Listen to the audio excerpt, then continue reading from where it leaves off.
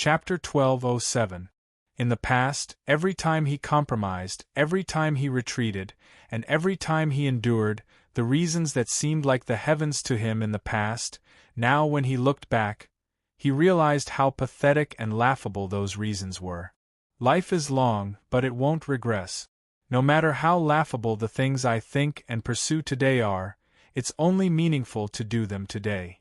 If I miss today, there will be countless tomorrows in the future, and I won't be as satisfied as today. The light on Zhou Wen's body had completely vanished.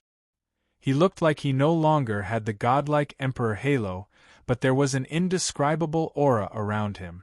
Perhaps it's very lowly and laughable, but today, I only want to do those lowly and laughable things. I only live today, not tomorrow. Zhou Wen's eyes gradually became determined as the primordial human sovereign in his body produced a strange resonance.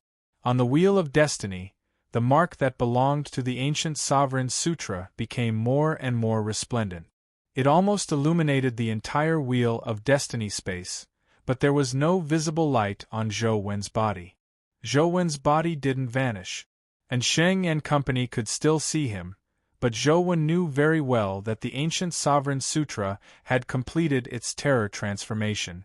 Some terror transformations couldn't be seen by others, or rather, some powers couldn't be seen by the naked eye. If Zhou Wen had only understood the ancient sovereign's appearance in the past, then he now possessed the ancient sovereign's spirit. Azura slashed at him again. This time, Zhou Wen didn't get Great Brahma to stop him. He even unsummoned Great Brahma and allowed Azura to charge at him. The strange Shura blade came with a monstrous demonic aura. However, in Zhou Wen's eyes, the current Azura wasn't as ferocious and terrifying as before. It could even be said to be somewhat fun. When one's heart was no longer afraid, there would be no more fear in the world. Even in the face of death, fear would only brush past. At the instant the Shura blade slashed in front of Zhou Wen, he finally moved. He reached out to grab the Shura blade, and his palm of flesh and blood grabbed the blade. The sharp blade sliced into his palm as blood flowed out and dyed the blade. The Shura blade in its terror transformation actually lost its power as it gradually appeared in the eyes of Sheng and company. It wasn't only the Azura blade. Azura, who was holding the Azura blade, also slowly retreated from his terror form, allowing everyone to see his existence. After losing the power of his terror transformation, although Azura was still at the terror grade, his stats had decreased drastically. He was far from as powerful and invincible as before. Kacha! Zhou Wen's palm forcefully snapped the Azura saber in half, and he took the opportunity to punch the Azura. The powerful Azura was sent flying by Zhou Wen's punch. His chest exploded, and his body flew out like a cannonball. He slammed into the Azura altar, and his body shattered into pieces. Blood and shattered bones scattered all over the ground. Ouyang Lan and company looked at Zhou Wen in a daze. Although there was no divine light or resplendent radiance, his figure was even more shocking. That great man was right. All demons and ghosts are paper tigers that can't withstand a single blow. Zhou Wen sighed as he retracted his fist. He felt lonely at the top. However, in the next second, the Azura that had been blasted apart by Zhou Wen's punch instantly recovered under the power of the ancient sovereign sutra. He condensed a body without any injuries on his body. Holy sh*t. Zhou Wen nearly staggered and fell from the sky. After all this time, the power of the ancient sovereign sutra still couldn't really injure others. He had already forgotten about this matter. Seeing Azura rush over again, Zhou Wen was so depressed that he wanted to vomit blood. A certain spot on his body emitted a burning sensation as demonic neonate rushed out. The demonic sword in her arms automatically unsheathed and instantly pierced through Azura's heart. In the next second, the demonic aura on Azura's body was crazily devoured by the demonic sword. In the blink of an eye, it was completely devoured, leaving only a skill crystal and a stat crystal. After the demonic sword devoured Azura, It flew a circle and returned to the scabbard in demonic neonate's arms. Then, demonic neonate automatically returned to his body and turned into a tattoo. What's going on? That's it? Zhouwen was still stunned. After torturing him for so long, he was killed by demonic neonate with a single strike. This was completely different from his expectations. Hey, young Master One, why don't we go back first? And Xing ran over and picked up the skill crystal and stat crystal that Azura had dropped. He handed them to the dazed Zhouwen. Ahem. Alright, let's go back first. Zhouwen coughed lightly and accepted the skill crystal and stat crystal. On the way back, Zhouwen asked the question on his mind, Sislan, how did you pass Netherworld City and the Bridge of Helplessness? Without undergoing the punishment of Netherworld City, it was impossible for them to reach the Bridge of Helplessness. If they couldn't leave their names on the Stone of Three Lives, they wouldn't be able to retain their memories and enter the 6 paths of reincarnation. It was understandable that 1 or 2 of Ouyang Lan and company were special enough to be able to make it through, but Zhouwen found it unbelievable that all of them were special. We aren't very sure either. After we were forced into Netherworld City, we were captured and knocked unconscious by them. When we woke up, we were already tied to the altar, Ouyang Lan said. So entering Azura Path isn't your choice? Zhouwen's expression turned solemn. Xiao and company could even determine which path Tianzhuo would choose so accurately. It was obvious that they knew the Yin family like the back of their hands. Such an enemy made one shudder. On the way back, Zhouwen stole a look at the Terra Transformation resources condensed by the Ancient Sovereign Sutra on his phone. Terra Transformation, Human Emperor S-grade, it was very simple. Even the word primordial from before had been lost. It felt like he had regressed. Demon God Body, Heaven Opening Scripture of the Highest Elder, Godfiend Era, Singularity Universe, Brahma, Sword Pill, Human Emperor. There's still the Chaos Egg and Slaughterer that haven't undergone their Terror transformation. It shouldn't be long before they advance to the Terrorgrade, Zhouwen thought to himself. After walking out of the Bridge of Helplessness, he saw Tianzhuo sitting there. An officer was treating his severed arm, but the effects didn't seem to be good. It wasn't easy for ordinary people to regrow severed limbs, but for someone like Tianzhuo, he had all kinds of officers around him. There were also many with healing powers, so it wasn't difficult for him to regrow severed limbs. However, such power didn't seem to have a good effect on Tianzhuo. Although the wound had already healed, it couldn't make his severed arm grow back. Young Master Wen, don't you have healing powers? Why don't you treat Overseer? And Xing handed the severed arm he had picked up to Zhouwen. There's no need. Before Zhouwen could say a word, Tianzhuo said directly. His tone was very firm, and he had no intention of standing on ceremony. Chapter 1208. Little Sasuo, there's no need to stand on ceremony. We're all family, Ouyang Lan said as she took the severed arm from Xing and stuffed it into Zhouwen's hand. She continued, Little Wen, ignore him. If he's sick, he has to be treated. How can he not be treated by a doctor? Quickly treat him. With that said, Ouyang Lan winked at Zhouwen. Zhouwen was momentarily confused as to what Ouyang Lan meant by winking. When the others heard Ouyang Lan call Tianzhuo Little Sasuo, their expressions turned odd, but they didn't dare make a sound. I said there's no need. Tianzhuo got up to leave. He knew Ouyang Lan too well. However, it was already too late. Ouyang Lan had already pressed down on Tianzhuo's shoulder. Tianzhuo didn't dare shake off Ouyang Lan forcefully, so all he could do was say, It's just an arm. It's no big deal. There's no need to treat it. Ouyang Lan ignored Tianzhuo and said to Zhouwen, Little Wen, I have the final say. Ignore him. Quickly treat him. I saw that you treated him very well just now. Just treat Little Zhuo like that. When Zhouwen heard Ouyang Lan's words, he immediately realized that the treatment Ouyang Lan mentioned was when he beat up Azura. Does she mean for me to take the opportunity to beat Entienzwa up? Zhou held the severed arm and looked at Entienzwa, understanding what Ouyang Lan meant. Zhou originally felt that even if he wanted to beat Entienzwa up, he should do it openly. There was no need to use such means. However, on second thought, I'm not beating him up. I'm treating him. With this in mind, Zhou didn't hesitate any longer. He walked in front of Entienzwa with the severed arm. Mom, I'm fine. There's really no need to treat me.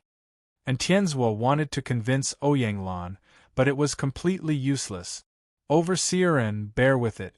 It's a little painful to treat, but it'll be fine soon, Zhou said as he threw a punch at Entienzwa's face. Everyone was stunned. That was Entienzwa, Overseer and Luoyang's god of war. Entienzwa was taken aback. He never expected Zhou to suddenly hit him, so he didn't react at all. Little Zhuozhuo, I'm treating your injury. Don't move. When Entienzwa reacted and wanted to stand up, Ouyang Lan pressed down on his shoulder. Zhou felt great as he quickly punched out. His fists rained down on Entienzwa's face and severed arm, causing his angular face to cave in. If looks could kill, Zhou would probably have died 10,000 times over. If not for Ouyang Lan holding him down, he would have long flipped out. Entienzwa could tell that Zhou wasn't treating him. He was clearly abusing his position to take revenge. Bang! Zhou final punch landed on Entienzwa's nose, causing his tall nose bridge to collapse.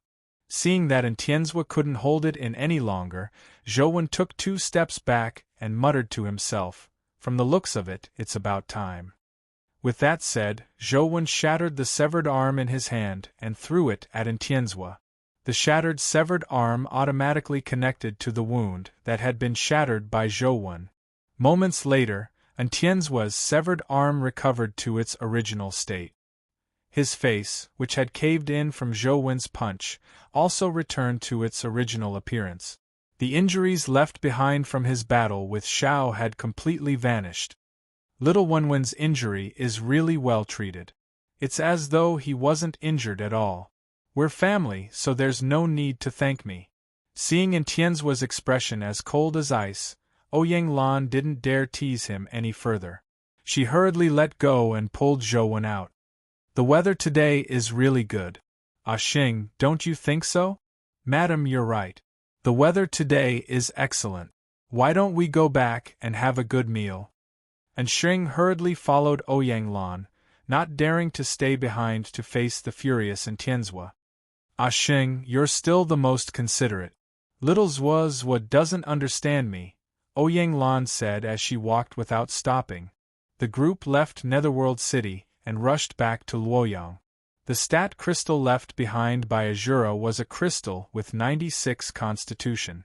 After Zhou absorbed it, his constitution only reached 81 points. He didn't break through. The other skill crystal was called Azura's Ugliness. It was a Terragrade skill crystal that required 81 constitution. One also had to cultivate a Fiendish Essence energy art and the Fiendish Wheel of Destiny. Zhou thought for a moment and realized that he had never cultivated a Fiendish Essence energy art.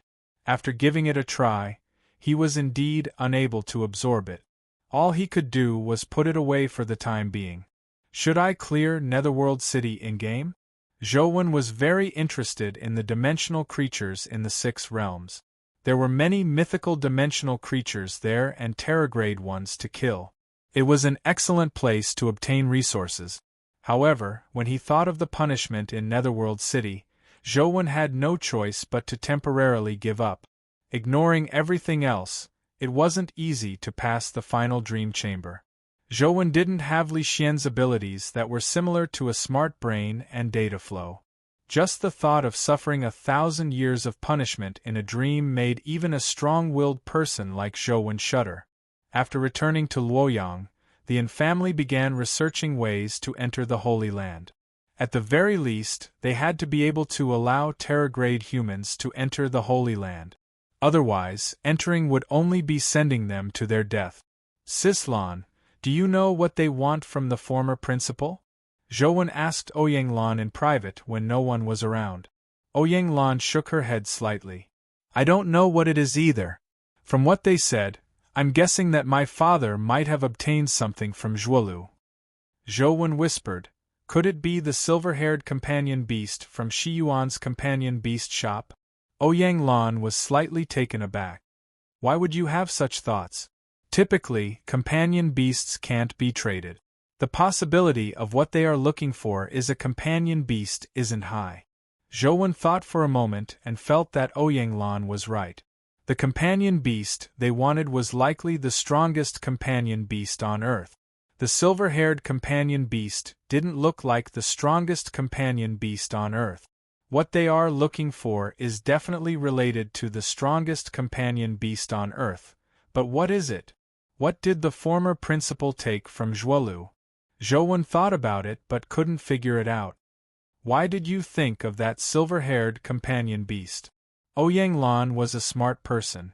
When she heard Zhou question, she felt that there was a problem. Zhou explained the matter of the password. Ouyang Lan was the former principal's daughter, so she should have a better understanding of the former principal. There's actually such a thing? Are you sure that the password was given to you by my father? Ouyang Lan was astonished when she heard that. I'm not sure. Zhou shook his head. He really couldn't be sure. This matter is odd. There's something wrong with that silver-haired companion beast. It's right that you didn't rashly open it. Ouyang Lan pondered and was about to say something when she heard hurried footsteps outside. Madam, the Rubik's Cube has been activated again. And Xing's voice sounded from outside. Chapter 1209. Why would the Rubik's Cube activate at this moment? Ouyang Lan and Zhou found it odd. Ever since human sovereign killed Ditian, the magic cube battle hadn't happened for a long time. Due to the existence of human sovereign, the dimension didn't dare to casually activate the magic cube battle. Turning on the live broadcast on his phone, he saw that the Rubik's Cube was being reopened all over the Federation. But this time, the opening of the magic cube was a bit different from the previous magic cubes. There was no ranking list. All the magic cubes had the same image. It was a red planet and most of it was made up of hard rocky mountains. Some parts of the planet's surface were bubbling with boiling magma, and the heat seemed to distort space. It looked very strange. This is Venus? After looking at it for a while, Ouyang Lan recognized the planet in the painting. She looked at Xing in puzzlement. Xing hurriedly said, Yes, madam. Many astronomy experts have already confirmed that the planet on the Rubik's Cube is undoubtedly Venus. However, it's still unclear why the Rubik's Cube will show a picture of Venus. After a pause, Xing pointed to a corner of the Rubik's Cube and said, There's a 72-hour countdown here. It's still unknown what it's used for. Everyone is guessing. Let's go to the Rubik's Cube to take a look. There's too little we can see from the mobile broadcast. As Ouyang Lan walked, she said to Zhou, From Earth, Venus's brightness is second only to the moon. In ancient times, Venus was also known as Changgung, Taibai, Qiming, Venus, etc. In the West District, it's also known as Venus. Now that it has suddenly appeared in the Rubik's Cube, I don't know if it's a blessing or a curse. Nothing good has happened since the Rubik's Cube appeared, right? Zhou said helplessly. Ouyang Lan asked Xing again, Has anyone attempted to enter the rankings using the Rubik's Cube? Someone has already tried, but they failed to enter the rankings, Xing answered. Can't enter the rankings? What are those fellows from the dimension up to? Ouyang Lan's frown deepened. When Zhou and company rushed to the cube, Tianzhua and Jing were already there. Upon seeing Zhou follow Ouyang Lan over, Tianzhua's gaze met Zhou for less than a second before he immediately turned to the side and didn't look at him again. Little Zhou, we meet again. Qin Wufu was also present as he greeted Zhou with a smile. Governor Qin, what's the situation now? Zhou didn't wish to ask Tianzhua, so he asked Qin Wufu. Qin Wufu introduced. It's been about half an hour since the Rubik's Cube lit up. The various factions in the Federation are actively probing it, but there's no movement from the Rubik's Cube. It can't enter the rankings, nor does the arena appear. There's only the scene of Venus and a countdown. Don't tell me they want to use Venus as a combat arena? Zhou asked. Qin Wufu said, many people think so. There's a large amount of basalt on the surface of Venus, and the surface temperature is extremely high. The carbon dioxide content in the air exceeds 97%, and acid rain often appears. Zhou listened carefully to Qin Wufu's introduction. He didn't know much about Venus, but he heard that the surface temperature of Venus could reach more than 500 degrees Celsius. Even at the mythical stage, it was very difficult to stay on Venus for long periods of time. Moreover, with the current space technology, it was not easy to reach Venus. However, there were some teleportation abilities that could be used for interstellar teleportation. However, there weren't many people who possessed interstellar teleportation abilities, and they were considered a rare breed in the entire Federation. Zhou carefully sized up Venus through the Rubik's Cube. At the same time, he used the power of Great Brahma to strengthen his eyesight, hoping to see something. After watching for a while, Zhou expression gradually turned solemn. Little one, did you discover something? Ouyang Lan noticed that something was amiss with Zhou expression, so she asked. Everyone looked at Zhou, who pondered for a moment and said, there seems to be a shadow slowly appearing in the magma, but I can only see a shadow. I can't tell what it is. Upon hearing Zhou words, Tianzhua and company looked at the scene of Venus in the Rubik's Cube, but they couldn't see anything. And Xing's heart stirred as he looked at Zhou and asked, Young Master One, do you think the countdown is the time it takes for the shadow to surface? It's very possible, but I can't be sure. It's too far away from the Rubik's Cube. Furthermore, the magma is blocking my vision. There's too little I can see, Zhou said. Everyone's hearts were heavy. The dimension had activated the Rubik's Cube again and suddenly placed Venus on it. It was definitely up to no good. As they couldn't guess anything now, everyone could only wait for time to pass and for the shadow Zhou mentioned to appear. Luoyang City had already entered a level 1 state of alert. The citizens who could move to dimensional zones began to move there. If a terrifying creature really appeared on Venus, it wouldn't be difficult to reach Earth given the distance between Venus and Earth. Just as Zhou was about to leave, he suddenly heard someone shout, Someone! There's someone on Venus. Zhou and company, who were chatting, hurriedly looked at the Rubik's Cube. It was still the scene of Venus, but in it a humanoid creature appeared. It floated above Venus and was staring at the magma as though it was observing something. After taking a closer look, Zhou confirmed that it was definitely not human. Although its figure looked humanoid, its entire body was like gold. It wasn't the state of wearing armor, but its body was like a golden sculpture. Unfortunately, he couldn't sense its aura through the Rubik's Cube, nor did he know what kind of creature it was. As Zhou and company were observing, the unknown creature suddenly plunged into the magma and quickly vanished. Others only knew that the creature had burrowed into the magma, but Zhou could roughly tell that it was heading in the direction of the shadow. After the gold man entered the magma, he didn't come out again. After waiting for almost an hour, there was still no movement. After a while, another giant dragon from Western legends flew past and similarly arrived at the side of the magma. Just like the gold man, it quickly dived into the magma. Zhou suddenly felt that the shadow might not be a creature. Instead, it might be some kind of treasure. Although the two fellows that had appeared hadn't transformed into their terror form, they were likely at the terror grade since they could easily enter the magma. No matter how low their intelligence was, a terror grade creature couldn't possibly court death, right? Should I go take a look? Zhou was somewhat tempted. The Singularity Universe had interstellar teleportation abilities, so it was very easy to reach Venus. Chapter 12:10. Zhouwen was originally worried that this was a plot of the dimension. It was possible that it was trying to lure him over. However, Zhouwen quickly dismissed this thought because he saw Tsukuyumi in the Rubik's Cube.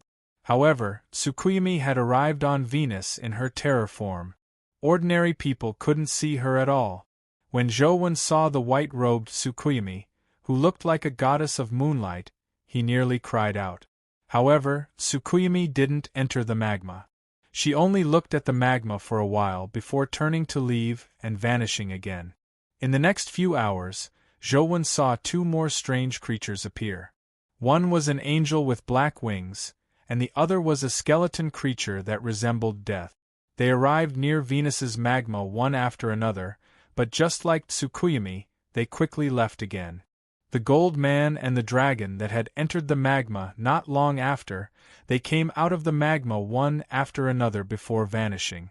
Zhouwen was already very curious. He wanted to know what was in the magma on Venus that could attract so many powerful creatures. Even the calamity-grade Tsukuyumi had come. Although he was extremely curious, Zhouwen held back and continued gaming at home. He was lucky enough to obtain a Demon Blood True Dragon Companion Egg.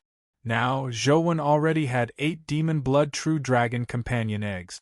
All that was left was the Wu Dragon Pearl's Demon Blood True Dragon Companion Egg. Ding! Just as Zhouwen was grinding the Pill Furnace Mountain dungeon, he suddenly heard a notification on his phone. Then, a message popped up. Light Concealment Sword and Night Immaculate Sword have successfully given birth. Obtained 1 companion egg. Zhouwen was slightly taken aback before he reacted. 36 days had passed without him realizing it.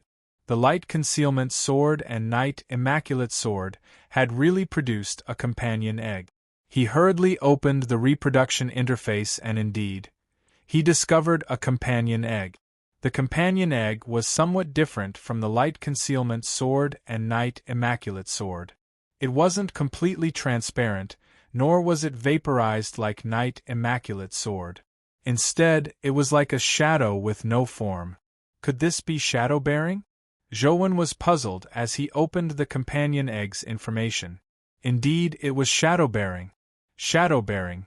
Mythical, the shadow-bearing sword's stats were very similar to the Light Concealment Sword and Night Immaculate Sword. Its skills and life providence were somewhat different, but it was also a very good mythical companion beast. Its abilities were in no way inferior to Light Concealment Sword and Night Immaculate Sword. However, Zhouwen was somewhat disappointed. If fertility could only produce companion eggs of the same level, then producing mythical companion eggs wouldn't be of much help to him. Zhouwen originally had some anticipation. Even if he couldn't produce a Terra-grade companion egg, it wouldn't be bad if he could produce an evolvable companion egg. However, it was at the ordinary mythical stage. A mythical sword was indeed useless to Zhouwen, who had the Terra-grade Shura blade. Zhouwen suddenly thought of something. Perhaps he could give it a try and see what the effects of fusing the 3 swords would be. Zhouwen had been looking forward to obtaining the 9 Demon Blood True Dragon Companion Beasts because he wanted to fuse them.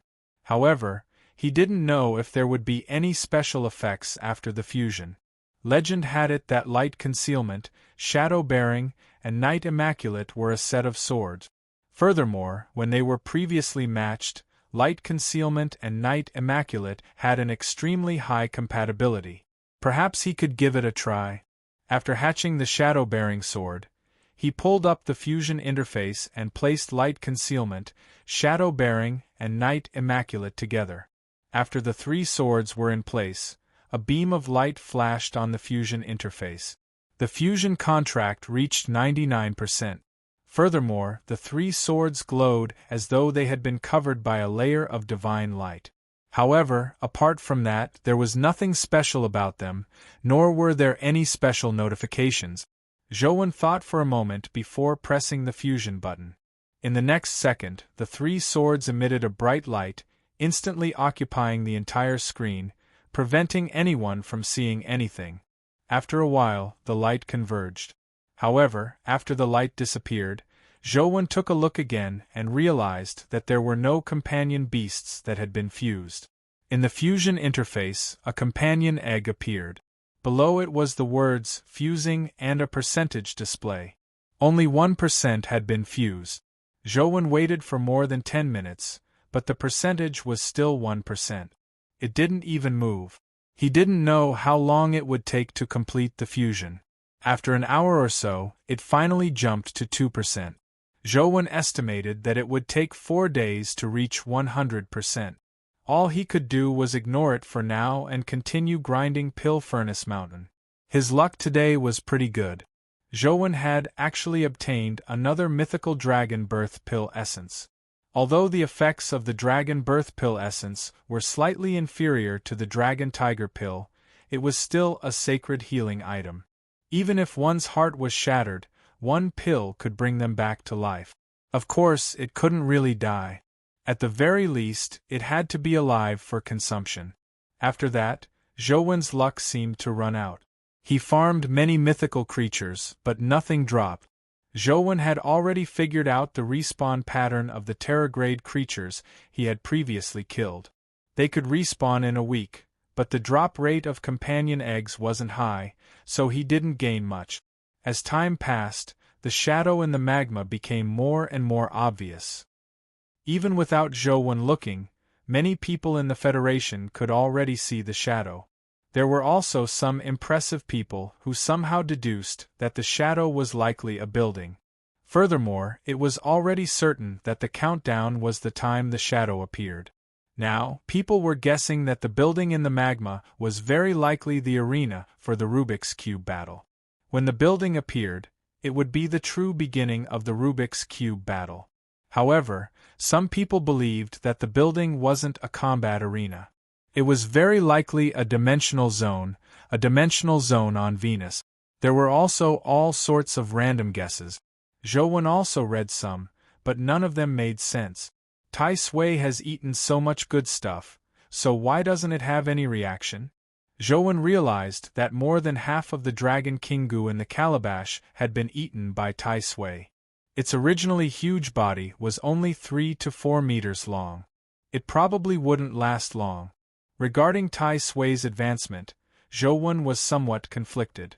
Tai Sui's infamy was too great. If it advanced to the Terragrade and brought disaster to Zhou, the gains wouldn't make up for the losses. After grinding all the dimensional zones he could grind, he didn't gain much. All Zhou could do was wait for it to respawn before studying the shadow on Venus. It had been 2 days since Venus appeared on the Rubik's Cube. There were less than 24 hours left on the countdown.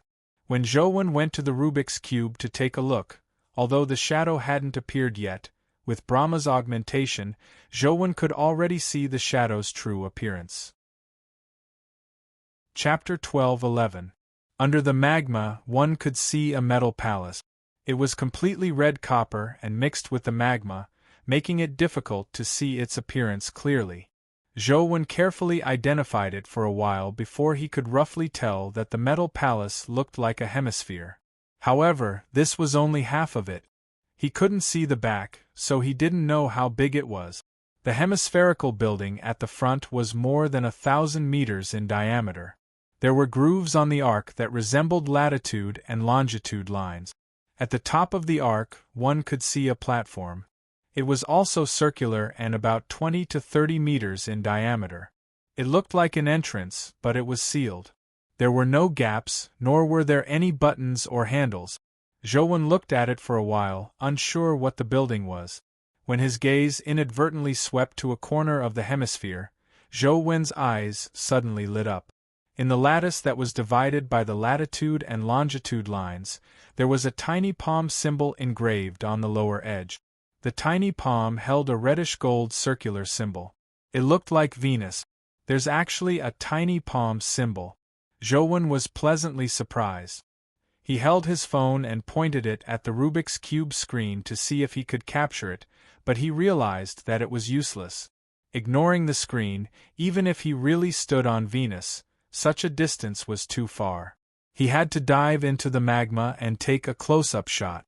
Zhou originally didn't plan on taking the risk of going to Venus, but when he saw the tiny palm symbol, he knew that the metal building was definitely not a combat arena, but a dimensional zone.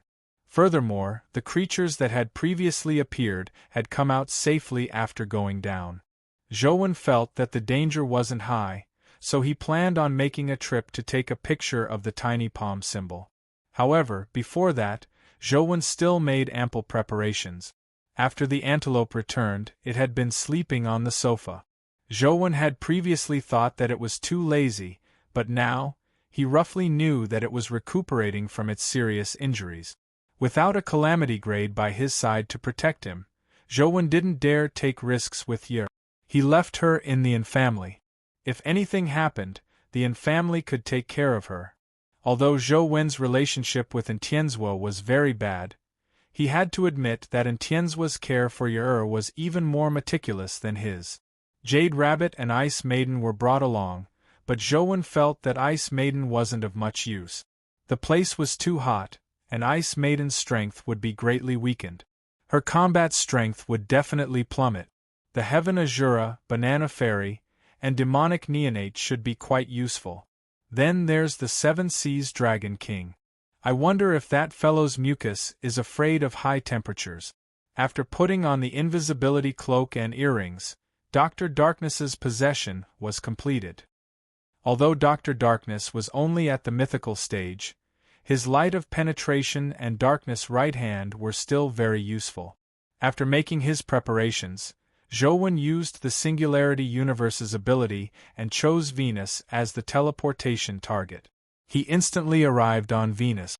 The Singularity Universe could teleport over long distances, but it wasn't accurate enough. When Zhou appeared on Venus, he didn't land near the magma. He was in a huge mountain range. The height of this mountain was even higher than the Himalayas.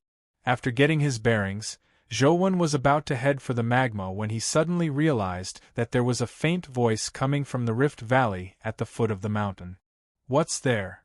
Zhou was alarmed as he hurriedly activated the invisibility cloak's invisibility ability. Then, he carefully listened to the commotion in the Rift Valley. After using Truth Listener to listen for a while, he realized that there were no creatures in the Rift Valley. The thing that produced the sound was a fake flower in the Rift Valley. The reason why it was a fake flower was that the plant with 3 scarlet leaves and a white flower on top was completely metal. It didn't look like a living plant at all, but more like an artificially created piece of art. However, after listening carefully for a while, Zhou realized that the metal flower wasn't an artificially created piece of art, but a living plant. Its roots were rooted in the rocks, and in the air filled with carbon dioxide and high temperatures, it seemed to survive rather well. As the heat flowed, the leaves trembled slightly, emitting a strange sound. The sound Zhou had heard had come from the leaf. A metal flower? Zhou was especially sensitive to things like flowers, so he didn't dare head straight into the Rift Valley. After a moment, Zhou summoned a golden battle god halberd and made it fly into the Rift Valley. It wasn't that Zhou didn't want to use ordinary companion beasts to probe, but Venus's temperature was just too high. Ordinary companion beasts would probably be killed by the high temperature before they could reach the Rift Valley. The golden battle god halberd flew down the mountain and into the Rift Valley. Not long after entering the Rift Valley, before it could approach the metal flower, the golden battle god halberd suddenly disintegrated. It was somewhat similar to tempered glass shattering. The entire golden battle god halberd instantly disintegrated into countless fragments. The fragments were much smaller than tempered glass fragments, only the size of sesame seeds. Before the fragments fell to the bottom of the valley, they vanished. The golden battle god halberd's name also vanished from Zhou companion beast column. Zhou felt his heart ache, but at the same time, he was somewhat surprised. He could only tell that the metal flower's power had disintegrated the golden battle god halberd. As for what kind of power it was, he couldn't tell. After some thought, Zhou dismissed the idea of continuing his exploration. After determining his bearings, he teleported towards the magma abyss. The teleportation ability given to Zhou by the clown mask was already extremely powerful. The distance he teleported was much further than before. Before long, he arrived not far from the magma abyss. Zhou didn't walk over directly because the magic cube's vision was there. Even if he went over in his terror form, ordinary people wouldn't be able to see him. He would still be seen by terror-grade experts. Therefore, after Zhou determined the distance, he teleported into the magma to prevent anyone from discovering him. The moment he entered the magma, Zhou felt the terrifying temperature. Thankfully, he had already fused with Human Emperor in his terror form. Although Human Emperor could only heal others and not himself, just the increase in his body's strength from the fusion was enough to resist the high temperature. Not daring to stay for too long, Zhou continued teleporting in the magma and soon arrived in front of the metal building. Just like what Zhou saw on the screen, the front was a huge metal hemisphere. However, in front of it, it looked even more spectacular, making one feel tiny.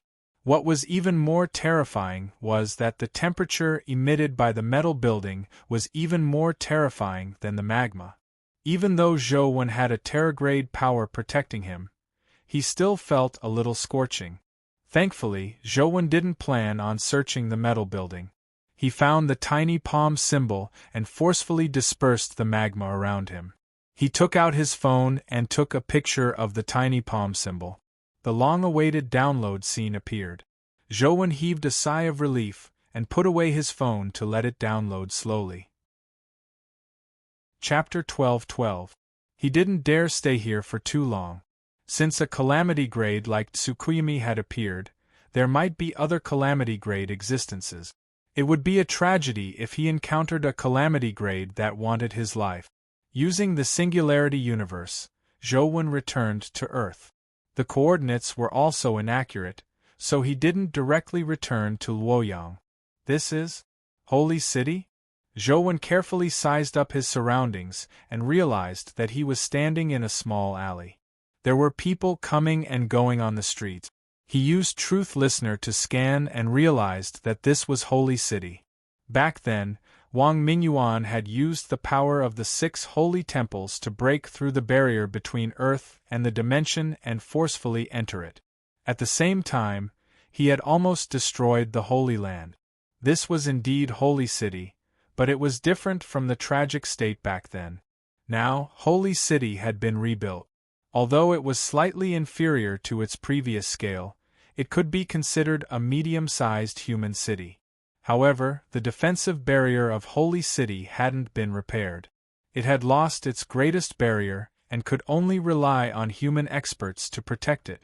According to what Zhou knew, the League government that Hui Haifeng led was in the Holy Land.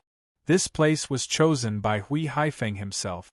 As for why he didn't use the previous presidential office, Zhou didn't know. He took out his phone and took a look. It was still downloading. It didn't look like it would finish downloading that quickly. Since I'm here, I might as well take a look at Hui Haifeng.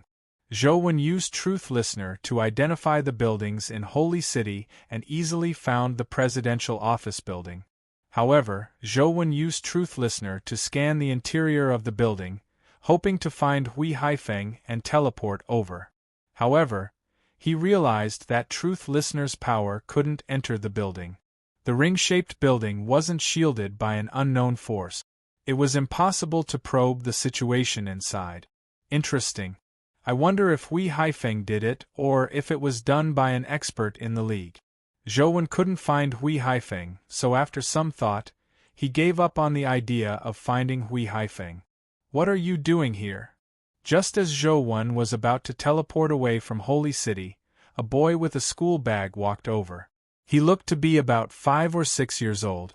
He wore a wide black-rimmed glasses that covered half his face. At that moment, the boy was looking at him in puzzlement as he sized him up. I was passing by, Zhou answered. Passing by. The boy looked back at the alley before his gaze returned to Zhou's face. His expression seemed to say, Are you retarded? Zhou took a careful look and realized that the alley was a dead end. Furthermore, there was only one house in the entire alley. There was only one door. Zhou excuse of passing by seemed a little forced. However, Zhou didn't care about these details. He smiled and said, "I took the wrong path. I'll leave now." "Don't go yet." As the boy spoke, he took off his backpack and placed it on the ground. After opening it, he took out something and threw it at Zhou. "Count yourself lucky. Take this." Zhou caught the item and saw that it was a palm-sized crystal bottle. Inside the bottle was a golden liquid. "What is this? Why are you giving it to me?" Zhou looked at the golden liquid in the bottle before looking at the boy in puzzlement. The little boy didn't seem to be plotting against him on purpose, not to mention the fact that he was too young to do this kind of thing. Even if someone really wanted to plot against Zhou, no one knew that he was coming to Holy City. It was impossible for them to plot against him in advance. "I forgot. This is a special mythical fluid. You ordinary people have never seen it before." The boy revealed an enlightened expression before saying to Zhou, "It's fine if you don't know it. This is a type of mythical fluid, a very high-level one. It's different from the ones circulating on the market. Children above the age of 3 can use it. The effects aren't as intense as the typical mythical fluid. It won't completely fuse at the beginning, and there will be a long process. This way, the burden on the body won't be too heavy. The fusion effect will be better and it will be more suitable for the body. However, you are a little too old. Even if you use it, the chances of you advancing to the mythical stage are very slim. I suggest you give it to the children at home. It's best if they're between 3 to 6 years old. Of course, you can also use it yourself. There will still be some benefit."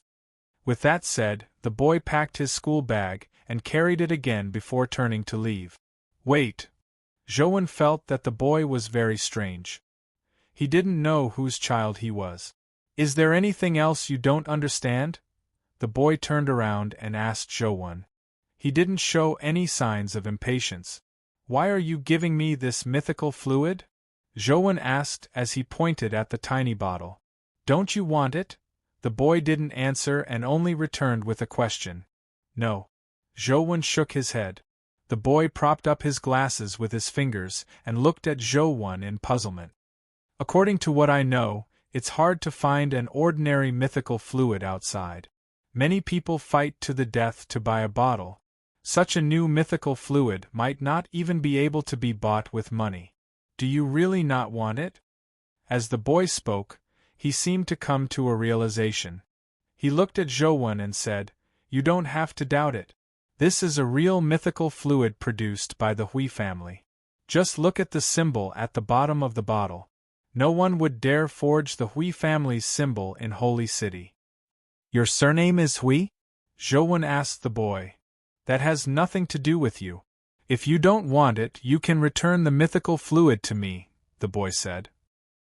Zhou roughly guessed from his expression that the boy's surname was undoubtedly Hui. However, he didn't know what his relationship with Hui Haifeng was. "I believe this is mythical fluid and I want it too. However, I didn't do any work, so I can't take something from others for free. Do you have anything you need me to do? We can make a deal. That way, it won't be considered taking it for free." Zhou saw the boy's odd behavior and knew that there had to be a reason. If he really had something to do with Hui Haifeng, Zhou couldn't turn a blind eye to it. The boy nodded as though he felt that what Zhou said made sense. However, he lowered his head and thought for a moment before muttering to himself, "But I don't have anything I need you to do. Anything is fine. Or if you have anything that's troubling you, you can tell me," Zhou said. The boy shook his head. "It's something that even I find difficult, so it's even more impossible for you to do it. Why isn't this fellow cute at all? He doesn't sound like a child of his age at all." Zhou was somewhat depressed. The boy thought for a moment and said again, "How about this? You can't do anything too difficult. Just lead the way. I want to go to Fireworks Alley to find a woman." Chapter 12-13. Fireworks alley? Looking for women? Zhouwen looked at the boy with an odd expression. Then, he used Truth Listener to scan the entire holy city and quickly found Fireworks alley. However, after figuring out where Fireworks alley was, Zhouwen's expression turned even odder. He originally imagined that the place only had a name that was easily misunderstood. It should be a normal place where the boy wanted to find his family and friends. But now, Zhouwen realized that Fireworks alley was really Fireworks alley. It was a place of debauchery, and there were strange men coming and going. The rest were strange women. Don't tell me you don't even know where Fireworks alley is? I heard from Aquan that all the men in Holy City know where Fireworks alley is, the boy said with a frown. I know, but who are you looking for in such a place? Zhouwen asked. That's my business. Just lead the way. Take me there and the mythical liquid will be yours. The boy clearly wasn't willing to say too much to a stranger. All right. Zhouwen didn't ask further. He wanted to follow him to see what he was up to. What's your name? I have to know how to address you, right? Zhouwen asked the boy. We play. The boy hesitated for a moment before reporting his name. You know how to play? Is that your name? Zhouwen looked at the boy with an odd expression. Let's go now. I don't have much time. In 2 hours I have to return to practice the piano. Following that, there's still the violin, zither, error. The boy raised his wrist and looked at his watch. Why are you learning those? Zhouwen was even more curious. In this era, he had heard of people forcing children to cultivate primordial energy arts, but he had never heard of anyone making a child practice so many musical instruments. Why do you have so many whys? If you aren't leaving, I'll leave by myself, Hui Play said as he walked towards the alley. I'm leaving now, Zhouwen said as he walked. Fireworks alley is very long. Do you have an exact address? Hui Play shook his head. No. Then do you know the name of the woman you're looking for? Zhouwen asked again. I only know that others call her Ah Kai, Hui Play said after some thought. It's much easier if you have a name. You can ask when you get there. Why are you looking for Ah Kai? Zhouwen continued probing. But this time, Hui Play didn't answer him. She just walked on. Seeing that Hui Play was ignoring him, Zhouwen didn't ask further. After all, he already knew that Hui Play was going to find Ah Kai. All he needed to do was follow him and prevent anything from happening to him. This was the central area of the sacred city, while Fireworks Alley was in a relatively remote area. It was not an exaggeration to say that it was a slum area. In order to save time, Zhouwen summoned an inconspicuous mount companion beast and brought Hui Play over. To his surprise, Hui Play didn't sit on Zhouwen's companion beast. He took out a blanket from his backpack. It was unknown what method he had used to seal a companion beast on it. Although companion beasts weren't Huey's to play with, she could control the blanket to fly by pressing a few buttons on the blanket. Hui could easily control a 5-year-old child. What's this? Zhouwen looked curiously at Huey's flying carpet. This is a pet flying carpet that our family has just developed. It hasn't been mass-produced yet, and it's not sold on the market. If you want it, you'll have to wait at least 3 months. However, there will only be some trial products when that time comes. It won't be sold on a large scale, Hui Play explained. The Hui family really knows how to cause trouble. This thing is quite interesting. Zhouwen sized up the flying carpet and after looking at it for a while, he roughly knew how it was done.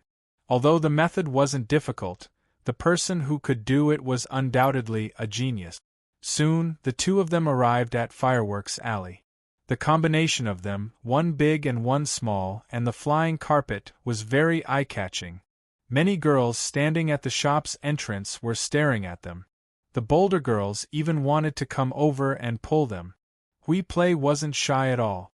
He didn't look like a 5-year-old child at all. Little friend, you're so cute. Why don't you come to my shop to play? A girl came over to pull Hui Play over. Hello, sister. I'm looking for Ah Kai. Do you know where she is? Hui Play asked. The girl who had reached out to pinch Hui Play's cheeks suddenly had a drastic change in expression. As though she had been electrocuted, she retracted her hand and turned to leave. She even whispered, I don't know. I don't know, sister, do you know where Ah Kai is? Hui Play sat on the flying carpet and asked each shop. However, everyone he asked, regardless of gender, turned around and left as though they had been bitten by a snake or scorpion. Some shops even pulled down the shutter doors as though they were the plague. Interesting. Zhou originally only wanted to ensure that Hui Play could return safely, but now, he realized that this matter was much more interesting than he had imagined. Be it the girls or the guests who entered the tavern, all of them wished they could escape immediately when Hui Play asked for Ah Kai's name. A person's name actually had such magical power. Now, even Zhou was somewhat interested in Ah Kai. As the two of them walked, the originally bustling fireworks alley suddenly became deserted. The taverns and dance halls were almost closed. The reason why it was almost closed was because there was still one tavern that hadn't closed. The sign of the tavern was still lit, and the door wasn't closed. Zhou saw that the sign said, No tavern. Hui Play was still a child after all. Although he found it odd, he still wanted to find Ah Kai. Seeing that the tavern was still open, he decided to enter and ask if the people inside knew where Ah Kai was. However, before Hui Play could enter, someone pulled open the curtains and came out. It was a middle-aged man with a fierce face. He looked somewhat ferocious. Go back. The person you are looking for isn't here, the middle-aged man said. Do you know where Ah Kai is? Although Hui Play was young, he was very smart. He immediately realized that there was something wrong with the middle-aged man's words. It's still not too late to leave now. The middle-aged man ignored Hui Play and said to Zhou. He thought that Zhou was someone sent by Hui Play's family to protect him, but he was wrong. I'm afraid it's already too late. As Zhou spoke, he turned his head and saw a large number of people with weapons on both sides of the long street. They blocked both ends of the long street. They didn't say a word as they surrounded Zhou and Hui Play. It looked like they wanted to block them. Come in. The middle-aged man frowned slightly as he dodged the door, and said to Zhou and Hui Play. Chapter 12-14. Just as Hui Gui was about to say something, Zhou had already pulled him in. Although he didn't think much of these people, he couldn't possibly cause a bloodbath in Hui Haifeng's territory. After entering the izakaya, Zhou realized that it was deserted. Apart from a male bartender and a female attendant, there wasn't a single customer. Little friend, what would you like to drink? A girl in a bunny costume walked over and bent down to ask Hui Gui with a smile. I'm not drinking anything. I'm here to look for Ah Kai. Is she here? Hui Gui said. Give him a cup of hot milk, the bartender said. The bunny maiden responded and quickly placed a cup of hot milk in front of Hui Gui. Little friend, try it. It's delicious. What would you like to drink? The bunny maiden asked Zhou. What do you have? Zhou asked. Hot milk, iced milk, and yogurt, the bunny maiden answered. Isn't this an izakaya? Zhou looked at the bunny maiden in puzzlement. Why was it all about milk? Was this an izakaya or a milk shop? First time at Fireworks Alley? The bunny maiden asked. It's my first time here. Zhou nodded. No wonder. Didn't you see that our shop's name is izakaya? It means that we don't sell alcohol. We only sell milk products here, the bunny maiden explained. Fireworks Alley sells milk. Zhou's expression was somewhat odd. This was the first time he had heard of such a shop. Furthermore, it was opened in a place like Fireworks Alley. It would be a wonder if business was good. It was no wonder it was so deserted. Then give me a cup of hot milk. Zhou had no choice but to order a cup of hot milk. Just as the bunny maiden brought the milk over, the people outside had already blocked the izakaya's entrance, blocking it completely. Hand him over. Zhou heard someone shouting outside. However, it wasn't a random shout. Only a leader was speaking. Hand him over? The middle-aged man standing at the door said coldly. Old demon, stop pretending. Do you think we are all blind? The moment the leader said that, the crowd behind him immediately became enraged. Instantly, the shouts shook the sky as though the black mass of people was about to rush in. Is it convenient for us to stay here? Joan asked the bartender. He could naturally tell that this wasn't an izakaya. In fact, the bartender was in charge. Perhaps he was the boss. You ordered the milk, so you are my customers. No one can bully my customers in my restaurant, the bartender said calmly. But something doesn't seem right outside. Joan heard the commotion outside. The bartender looked at the door and said, Old devil, let them in. The bartender's words silenced the clamor outside. After a while, the old monster led the leader in, but he was the only one who came in. There were so many people outside, but they just stood outside, no one dared to come in. Milkman, the leader called out to the bartender with a forced smile. Brother Jean, they are just two ignorant children. They don't mean any harm. Don't embarrass them, said Brother Milk. Milk bro, aren't you giving me too much credit? Just call me Old Jean. Since you have spoken, I won't say anything else. I can let them go. However, Brother Milk, don't make things difficult for us. We can't let them stay in Fireworks Alley anymore, Old Jean said. Before Brother Milk could say a word, Hui Wan directly said, Why can't I stay in Fireworks Alley? I want to find Ah Kai. I won't leave until I find her. Brother Milk, as you can see, it's not that we don't know what's good for us. It's just that we can't explain ourselves when we return, Old Jean said with a bitter expression. Sorry to trouble you. Give me some more time, Brother Milk said as he looked at Joan. Shouldn't you take him back?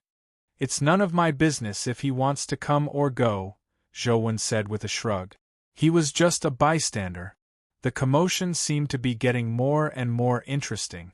Brother Milk was taken aback when he heard that. Old Jean was sensible. Upon seeing this situation, he stood up and said, How about this, Brother Milk? I'll wait for you outside. I reckon that my lord won't be able to rush over in half an hour. After half an hour, I really can't guarantee anything. You know my lord's temper. Sorry to trouble you, Old Jean, Brother Milk said. Brother Milk, what are you saying? It's only right, Old Jean said as he left the izakaya. However, he didn't leave and got someone to wait outside. Are you really not leaving? Brother Milk asked Joan. You'll have to ask him. Joan pointed at Hui Wan. I'm not leaving. I won't go back until I find Ah Kai, Hui Wan said firmly. You're not from the Hui family? Brother Milk asked Joan. No. Joan nodded. Brother Milk said, Regardless of whether you are from the Hui family or not, since you brought him here, you have the obligation to bring him back safely. Leave now. You heard what Old Jean said. In half an hour, if that person really comes, I'm afraid you won't have a chance to leave. It's just finding someone. Is there a need to go this far? This child is from the Hui family, Joan said. The old demon said coldly, From the looks of it, you are a hothead who doesn't know anything. It's the Hui family that's in danger. Why would the Hui family let someone like you bring a child out? I was just about to ask. What's going on? Joan was also extremely curious. Hui Haifeng was now the Federation president, and Holy City was now the Hui family's territory. It was too strange for him to say that the Hui family was in danger. You really don't know anything? As the old saying goes, the ignorant are fearless. The bunny maiden chuckled as she recounted the events that had transpired. Joan's jaw nearly dropped when he heard that. He never expected such a thing to happen.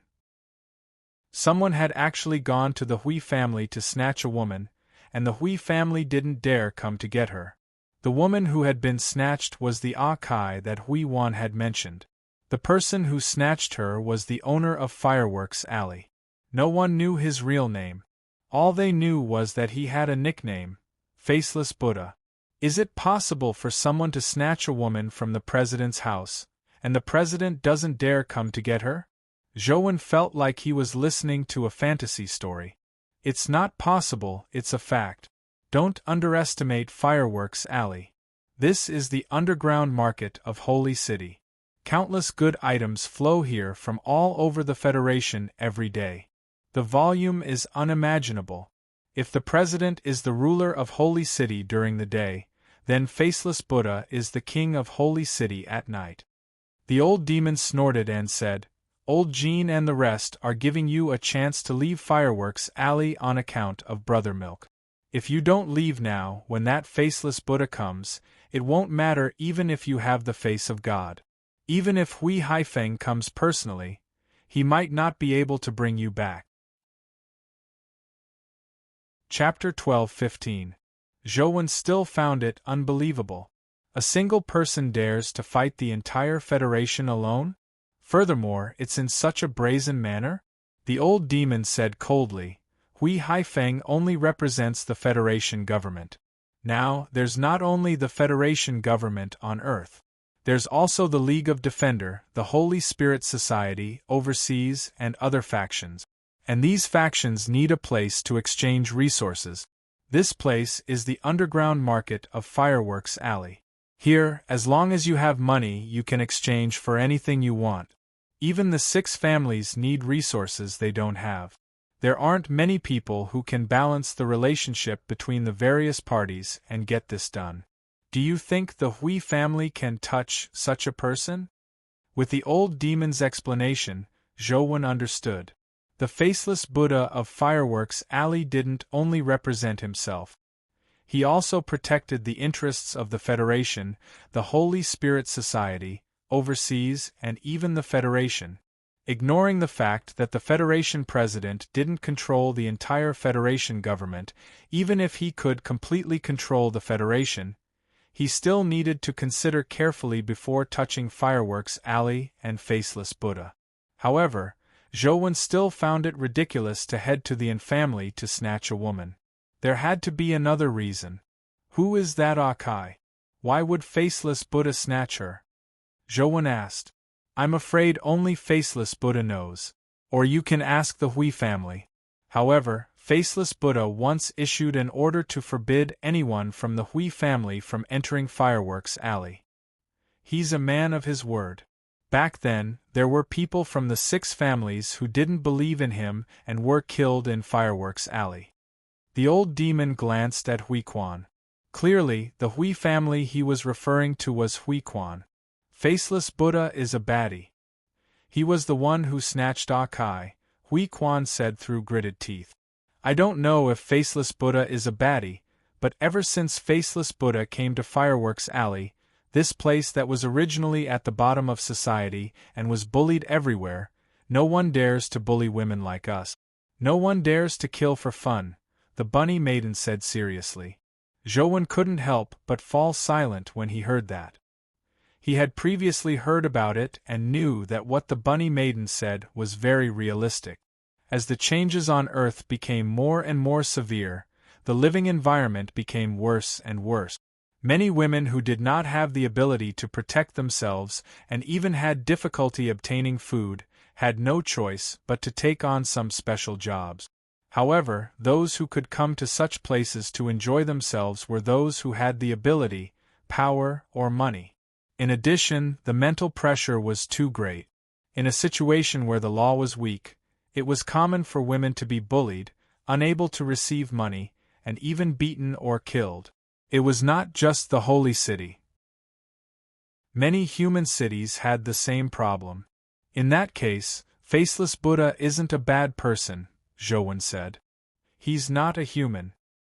He's the Buddha of the Fireworks Alley. He's the god of this place. The rabbit girl corrected him seriously. Looks like we really should go. Zhouwen didn't wish to be overly involved in such a complicated matter. All he wanted was to send Hui Play back safely. I won't go back until I see Akai. Hui Play was very persistent.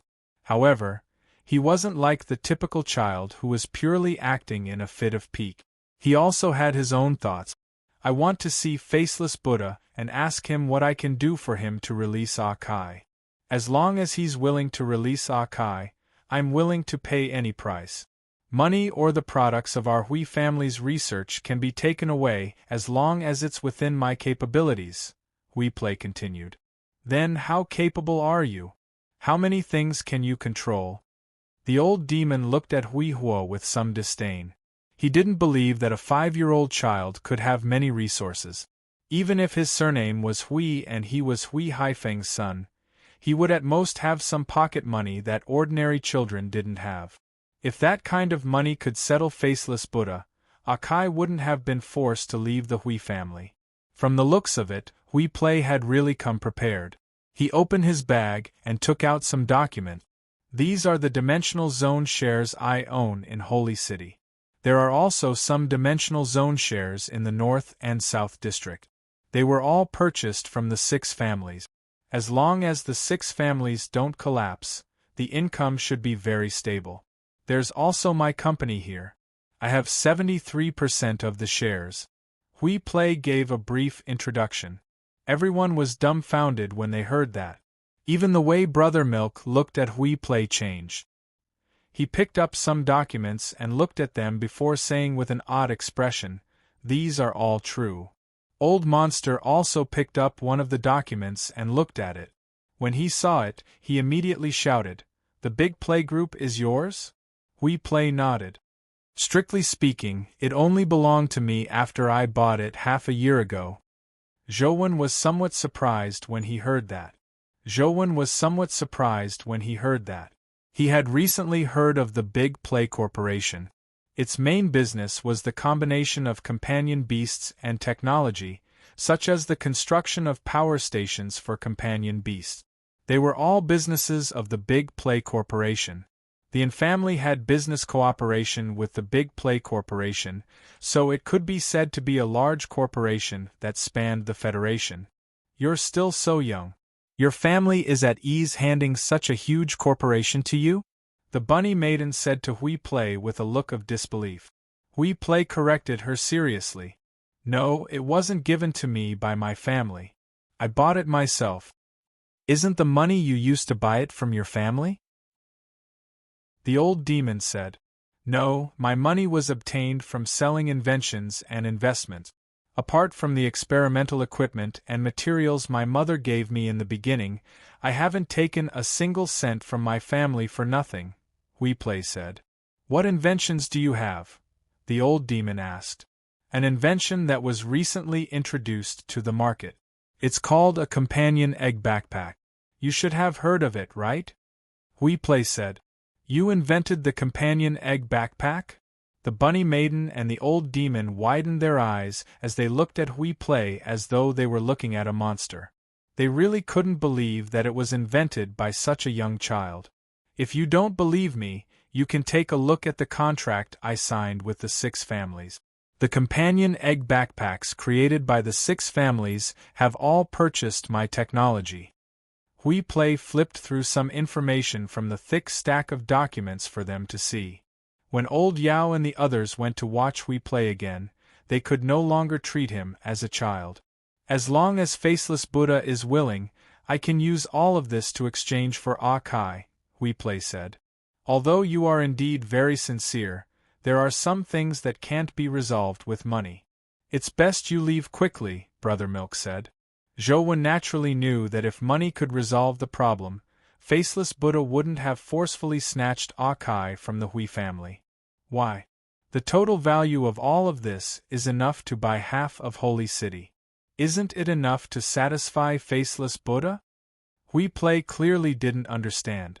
He might be a super genius in certain aspects, but in most aspects, he was still a child. Chapter 12:16. It's not enough. Brother Milk didn't explain further as he simply said 2 words. "How much more?" Hui Play asked seriously. 100 times. Brother Milk had only said that number because he wanted Hui Play to return. He didn't believe that Hui Play could really do it, at least not in a short period of time.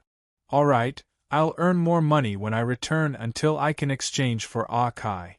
Hui Play was only a child after all, so he took Brother Milk's words seriously. All right, I'll send you out. Brother Milk sent Zhou and Hui Play out. Old Jean couldn't help but heave a sigh of relief when he saw Brother Milk bring Zhou and company out. He didn't wish to have a conflict with Brother Milk. Everyone, they are just children. Can you not make things difficult for them and leave them a way out? Brother Milk said to the crowd. Since you said that, it must be a misunderstanding. Old Jean hurriedly chimed in. Most people still gave Brother Naughty Boy face and automatically made way for him. Zhou thanked Brother Milk and company and was about to leave with Hui Play when he suddenly heard strange hoofbeats.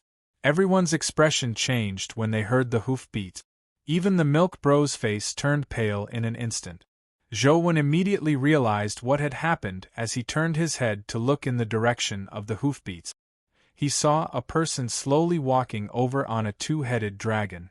The two-headed dragon was pitch black in color, as though it was carved out of black gemstone. Every scale emitted a dark glow, as though it was an abyss in a mirror. The person sitting on the dragon's back was extremely muscular and tall. He was nearly 3 meters tall, making him look like a giant. However, although he was muscular, he didn't appear clumsy. His muscles were firm and streamlined, making him look like he was filled with explosive strength. Contrasted by the tight-fitting black armor, he looked even more domineering and mysterious. He couldn't see his appearance, only a faceless mask. Upon seeing the mask, Zhou roughly guessed who he was. In fact, there was no need to guess. The reaction of the people in Fireworks Alley was enough to explain everything. The person was likely the godlike faceless Buddha in Fireworks Alley. Wherever the faceless Buddha passed, everyone automatically retreated to the two sides of the street. They put their palms together and bowed their heads as if they were praying to Buddha. No one even dared to raise their head to look at the faceless Buddha. Old Jin's face was pale. When he saw the faceless Buddha coming from afar, he knelt down before the faceless Buddha and said, "Your Excellency, I saw that they were just children and thought it was just a prank, so I wanted to let them go." Even the well-respected milkman was a little less free and easy in front of the faceless Buddha. He said solemnly, "Sir, this matter has nothing to do with Old Jean. I forced Old Jean to let them go. They are just children. You won't argue with them, will you?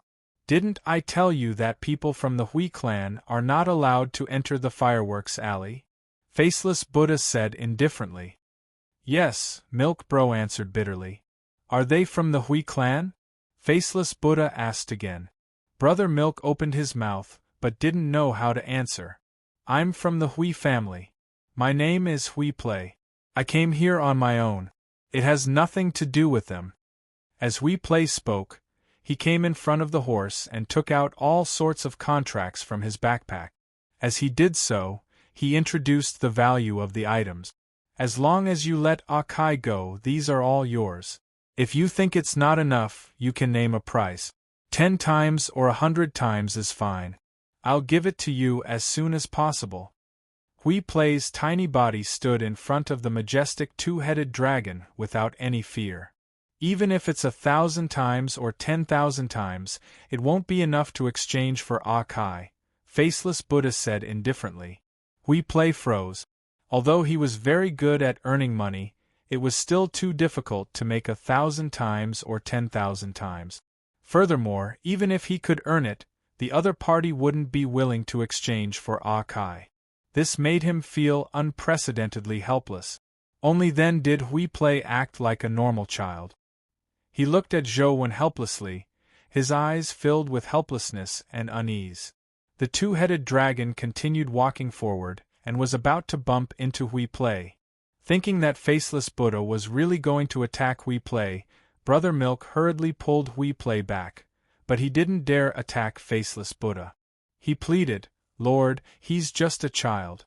Even if his surname is Hui, what the Hui family does has nothing to do with him. Please let him go." Only Brother Milk still dared to speak. The others, like Old Gold and Old Demon, didn't even dare breathe loudly. The pressure Faceless Buddha exuded was just too terrifying. It was as though this person was born with a terrifying sense of oppression. Despite Brother Milk's pleas, the two-headed dragon didn't stop. However, Faceless Buddha didn't attack Hui Play either. The two-headed dragon walked past them, and came in front of Zhouwen. When did your surname become Hui? Faceless Buddha looked at Zhouwen, and asked an unexpected question. It left Brother Milk, Old Demon, and company stunned. When did my surname become Hui? Don't you know what my surname is? Zhouwen said with a smile. He could already tell who Faceless Buddha was the moment he appeared. When did you come? Faceless Buddha asked again. I just arrived today, Zhouwen answered. When are you leaving? Faceless Buddha asked again. I was planning on leaving now, but since you're here, I have to make you bleed a little. I'll have a feast before leaving, Zhouwen said with a smile. Come on up. Faceless Buddha turned the two-headed dragon around, clearly indicating for Zhouwen to sit on it. This action caused everyone in the fireworks alley to widen their eyes. Although the Faceless Buddha was the king of the fireworks alley, he had always been a loner and never brought anyone with him. No one had ever been to where he lived, let alone riding on the Faceless Buddha's horse. I brought this child here. I have the responsibility to send him back safely. Can I bring him along? Zhouwen knew that this person was definitely not someone who would attack a child. Up to you. You decide. Faceless Buddha's answer left everyone agape in shock. Old Demon, Old Gold, and company stole glances at Zhouwen. They had never heard of anyone who could make Faceless Buddha make such a concession. Back when a member of the Cape family beat up a woman in Fireworks Alley, Faceless Buddha broke all the person's limbs and ordered that the Cape family was not to enter Fireworks Alley for 3 months. In the end, a young man from the Cape family didn't think much of it and came to Fireworks Alley. In the end, he was mercilessly killed by Faceless Buddha. The Cape family didn't do anything to Faceless Buddha. Now, because of Zhouwen's words, not only did Faceless Buddha spare Hui Play, but he was even willing to let Hui Play, a member of the Hui family, go to his house. This was unbelievable. Hui Play also looked at Zhouwen in a daze as he stood there motionless. It was unknown what he was thinking. Zhouwen pulled Hui Play and boarded the two-headed dragon's back. Under the gazes of everyone in Fireworks Alley, the two-headed dragon disappeared into the depths of the long street. Chapter 12:17. In a seemingly ordinary yard, there were many plants planted. There were grass and flowers, but most of them were edible vegetables. These weren't plant-type dimensional creatures, but the most ordinary earth plant. Do you still need to wear a mask at home? Zhouwen asked Faceless Buddha, who was sitting on a stone bench in the yard. I just don't want to scare others. As Faceless Buddha spoke, he took off his mask, revealing a face that wasn't ugly, but it was extremely ferocious. Just a glance from him could send chills down one's spine. Ah! When Hui Play saw the face, he immediately retreated in fright as though he had seen a ferocious serial killer. This person known as Faceless Buddha was none other than Zhou Wen's classmate, Gu Dian. In the past, Gu Dian was also a member of the Xianwen Club. Even Zhou Wen never expected him to become the famous Faceless Buddha of Fireworks Alley. Why did you come here and become a Faceless Buddha? Zhouwen ignored the terrified Hui Play and asked Gu Dian. To survive. Gu Dian spoke very casually as though it was an extremely normal matter, but Zhouwen could sense the pain and helplessness contained within. Ah Kai! Just as Zhouwen was about to say something, Hui Play shouted excitedly. Zhouwen turned his head and saw Hui Play excitedly rushing towards a beautiful girl in a cloak. Zhouwen finally saw the legendary Ah Kai. She was a delicate and gentle woman who seemed to be less than 20 years old. Her smile was so sweet that it made people feel warm when they saw her. Ah Kai, don't be afraid. I'll protect you. Hui Play mustered his courage and stood in front of Ah Kai. He glanced at Gu Dian and his legs turned limp again. However, he didn't retreat and continued to persist. Little Play, no one will hurt me, Ah Kai said gently as she stroked Hui Play's head. Didn't he force you to come here? Hui Play wanted to point at Gu Dian, but after taking a glance at him, he didn't dare point. No, I was the one who willingly came here with him. Although he looks fierce, he's very nice and gentle, Akai said. You don't have to be afraid. Zhou and I will protect you. Hui Play didn't believe it. Gu Dian didn't look like a very gentle person. Take him out to play, Gu Dian said to Akai. Akai responded and took Hui out of the small courtyard. Only then did Gu Dian say to Zhou, Is it a coincidence that you came here, or did you specially come to find me? What a coincidence! After I returned to the academy, I inquired about your whereabouts, but no one knew where you were. What exactly happened? How did you become a faceless Buddha? Zhou activated the heaven-opening scripture of the highest elder and Brahma.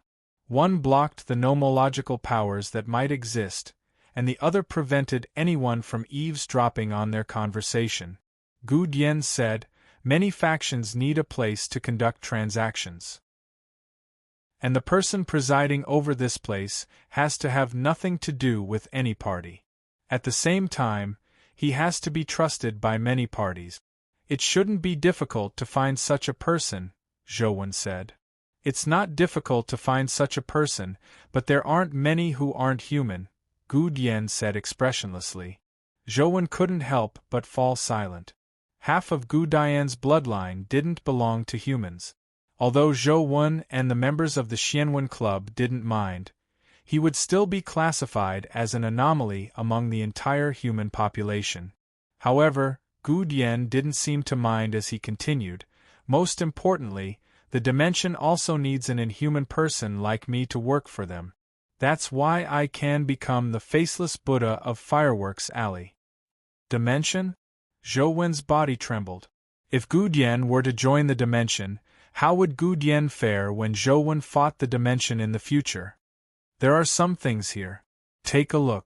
After you're done, destroy it. If there's nothing else, don't come again. Gu Dian took out a bag and handed it to Zhou. What is it? Zhou asked. Take a look for yourself when you get back. With that said, Gu Dian stood up and walked out of the yard. Seeing that he was determined to send him off, Zhou had no choice but to put away the bag and get up to walk out of the yard with Gu Dian. Akai, you really don't have to be afraid. I'll definitely save you. Hui Play still didn't believe that Akai had stayed here willingly. Just as Akai was about to explain, Gu Dian grabbed Hui Play's head and raised him in front of him. Come on. I'm not afraid of you. I want to save Akai. Hui Play punched and kicked in the air, but his tiny arms and legs couldn't touch Gu Dian at all.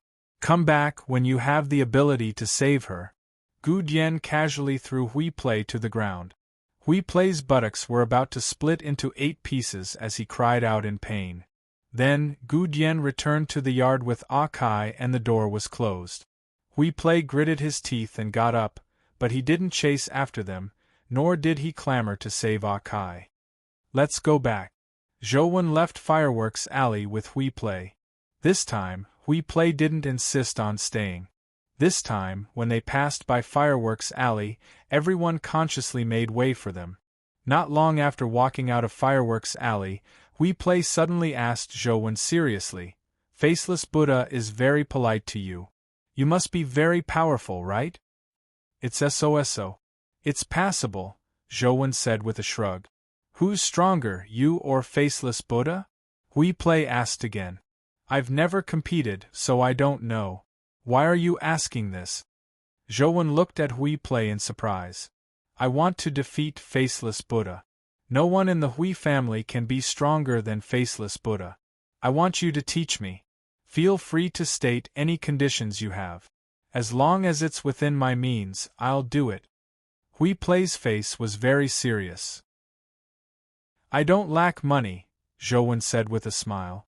Hui Play immediately panicked as he hurriedly said, Do you have a companion beast or mythical fluid you want? I can think of a way to help you obtain it. Can you obtain such a companion beast? If you can obtain it, I'll teach you. Zhou summoned Banana Fairy. Hui Play watched as Banana Fairy's beautiful figure gradually disappeared from his sight and couldn't help but widen his eyes. A humanoid, terror-grade companion beast? How about it? Do you still want to learn from me? Zhou said with a smile. Hui Play lowered his head, but he quickly raised it again and said with a serious expression, I can work for you. I'm still very young. I can't obtain such a companion beast now, but in 10 or 20 years, I'll definitely be able to obtain it. In these 10 years, no, 20 years, I can work for you. Seeing that Zhou Wen's expression didn't change, Hui Play continued guiltily, why don't 30 years? If you were to work for me for the rest of your life, would you be willing? Zhou Wen asked Hui Play with a smile. Hui Play's body trembled, but his gaze quickly turned firm. He looked at Zhou Wen and said, if you can guarantee to help me defeat Faceless Buddha, I can work for you for the rest of my life. Zhou Wen looked at Hui Play in surprise and asked, is Kai that important to you? It's not just for Kai.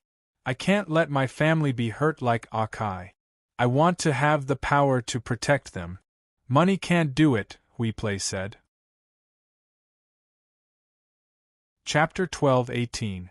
I can teach you, but how much you can learn will depend on your talent and hard work.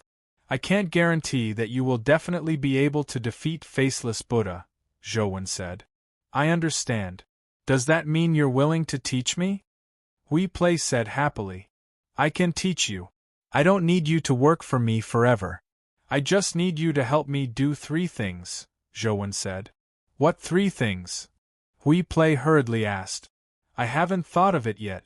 I'll tell you when I have an idea. Zhou Wen didn't plan on getting Hui Play to help him with anything. He had only said it casually.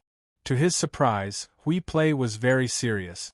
As long as it doesn't violate morals or harm my family and friends, I'll definitely do the 3 things you request of me, even if I have to give up everything. That's good. Zhou Wen nodded. When will you begin teaching me? Hui Play pressed anxiously. What do you want to learn? Zhou Wen asked. This question left Hui Play stumped. Although his knowledge far exceeded that of children his age, he didn't know what he should learn to defeat Faceless Buddha. Of course, it's to learn your most powerful ability that can defeat Faceless Buddha. Hui Play thought for a moment before saying, does the primordial energy art you cultivate have any special physique requirements? I don't have any special physique, but I can use mythical fluid to change it. Let me take a look, Zhou Wen said as he grabbed Hui Play's hand and injected his primordial energy into his body.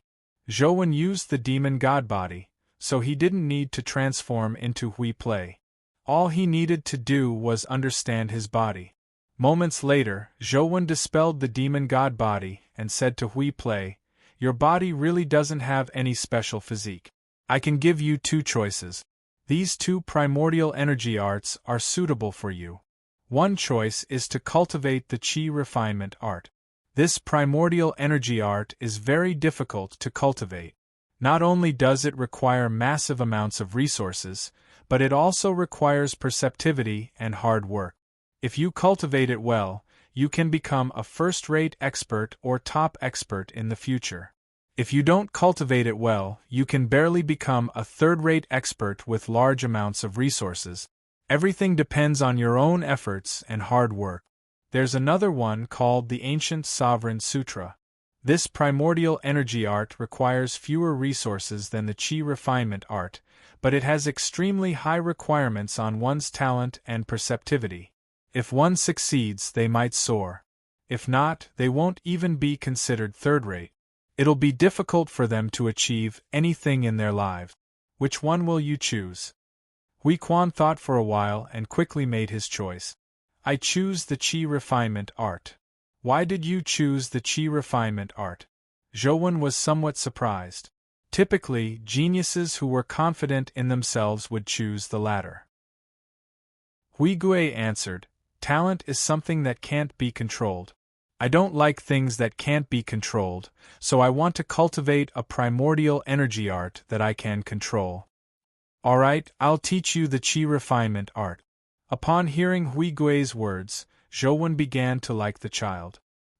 He indeed had thoughts and qualities that ordinary children found difficult to see.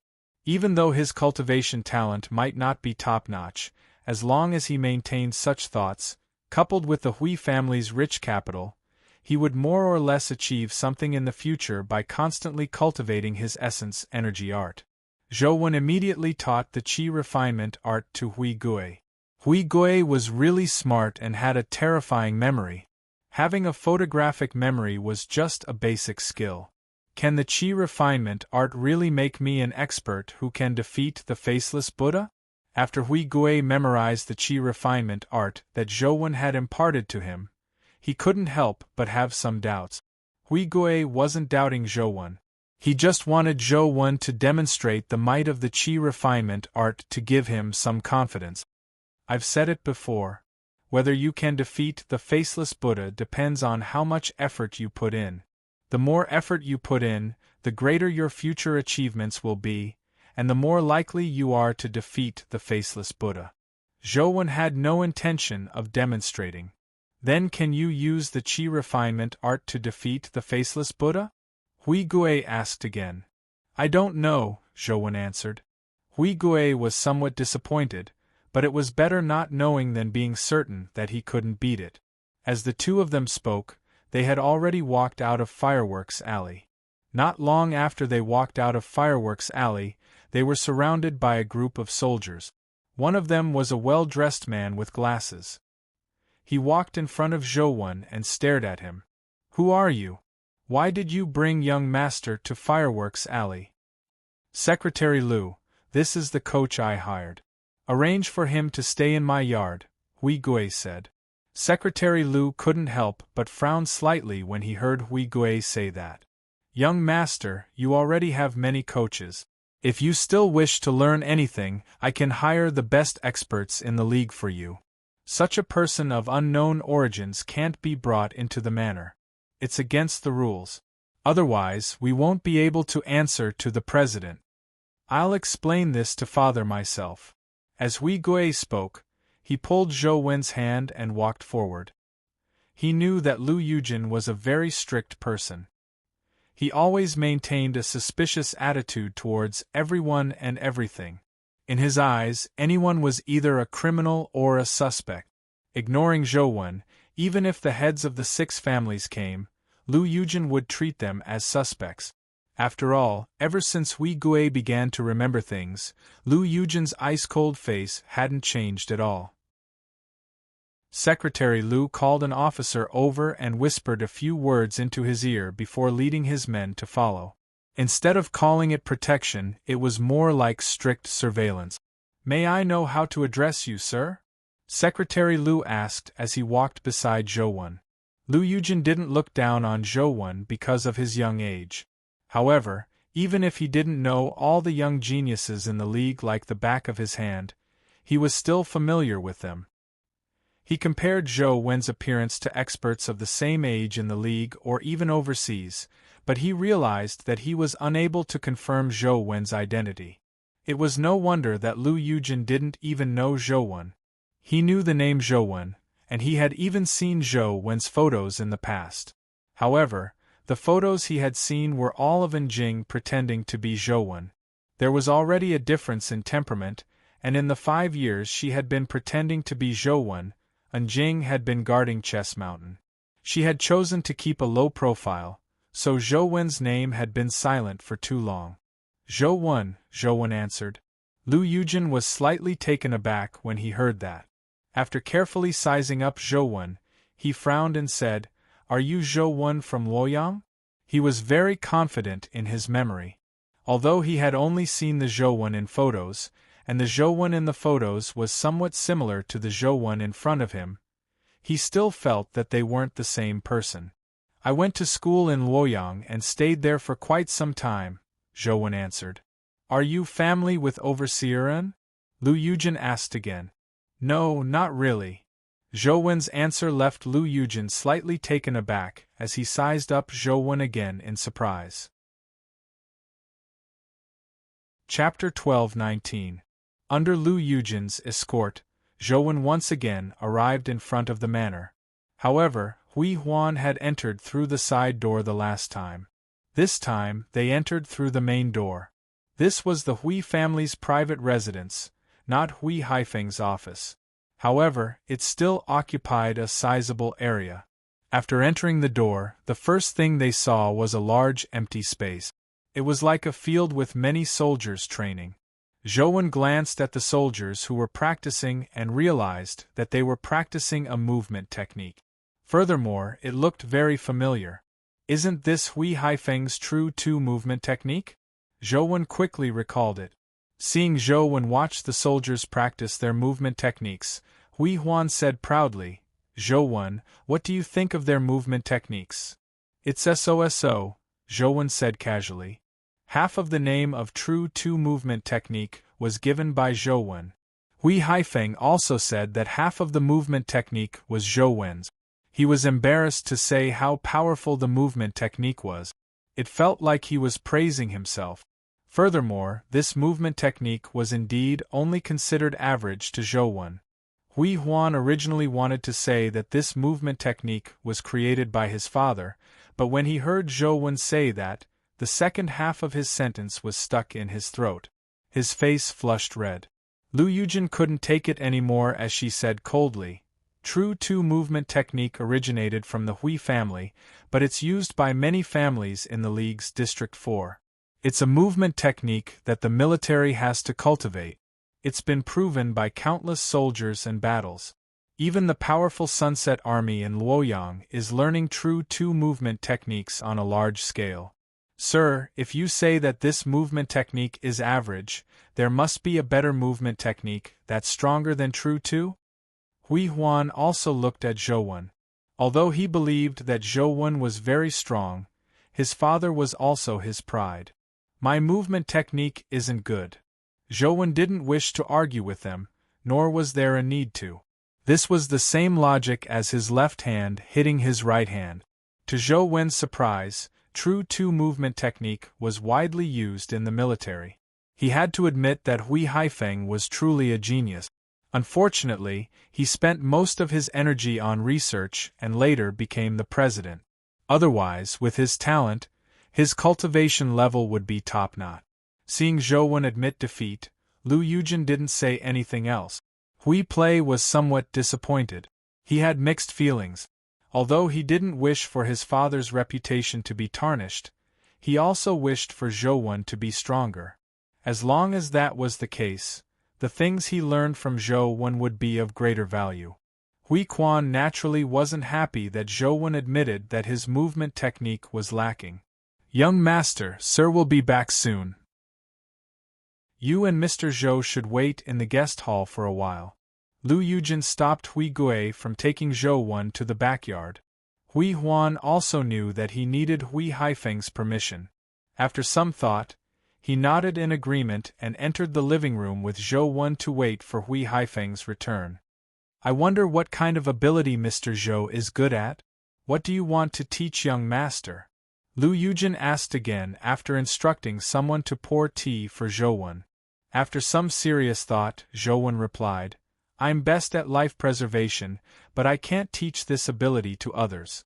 Even if I did, they wouldn't be able to learn it, so I only plan on teaching Hui the primordial energy art." "Life preservation?" Lu Yujin was slightly taken aback. Upon hearing that Zhou wanted to teach Hui the primordial energy art, her expression couldn't help but change. She said seriously, "Primordial energy arts are the foundation of everything. How can they be casually practiced? Even the primordial energy arts of the 6 families have to be carefully selected to see if they're suitable for young master's cultivation. Is your primordial energy art better than the 6 families?" "It's hard to say. The quality of a primordial energy art mainly depends on the cultivator's talent and ability," Zhou said. The more Lu Yujin looked at Zhou, the more he looked like a cheat. She couldn't help but sneer inwardly. Just as Lu Yujin was about to say something, she saw someone enter from outside. It was Hui Haifeng in formal attire. "Sir, this is..." Lu Yujin was just about to remind Hui Haifeng that there was something wrong with Zhou. However, to her surprise, Hui Haifeng punched Zhou Wen in the chest the moment he saw him. "Why didn't you inform me ahead of time that you were coming to Holy City? You even abducted little Play. What's the meaning of this? Are you jealous that I have a son while you don't? If you're envious, jealous, or hateful, just say it. I'll let little Play be your godson lest you get jealous. You should keep him for yourself. I can't afford to have such a little ancestor," Zhou Wen said with a smile. "Sir." Lu Yujin was somewhat surprised. From Hui Haifeng's expression, it seemed like he was certain that this was the real Zhou Wen.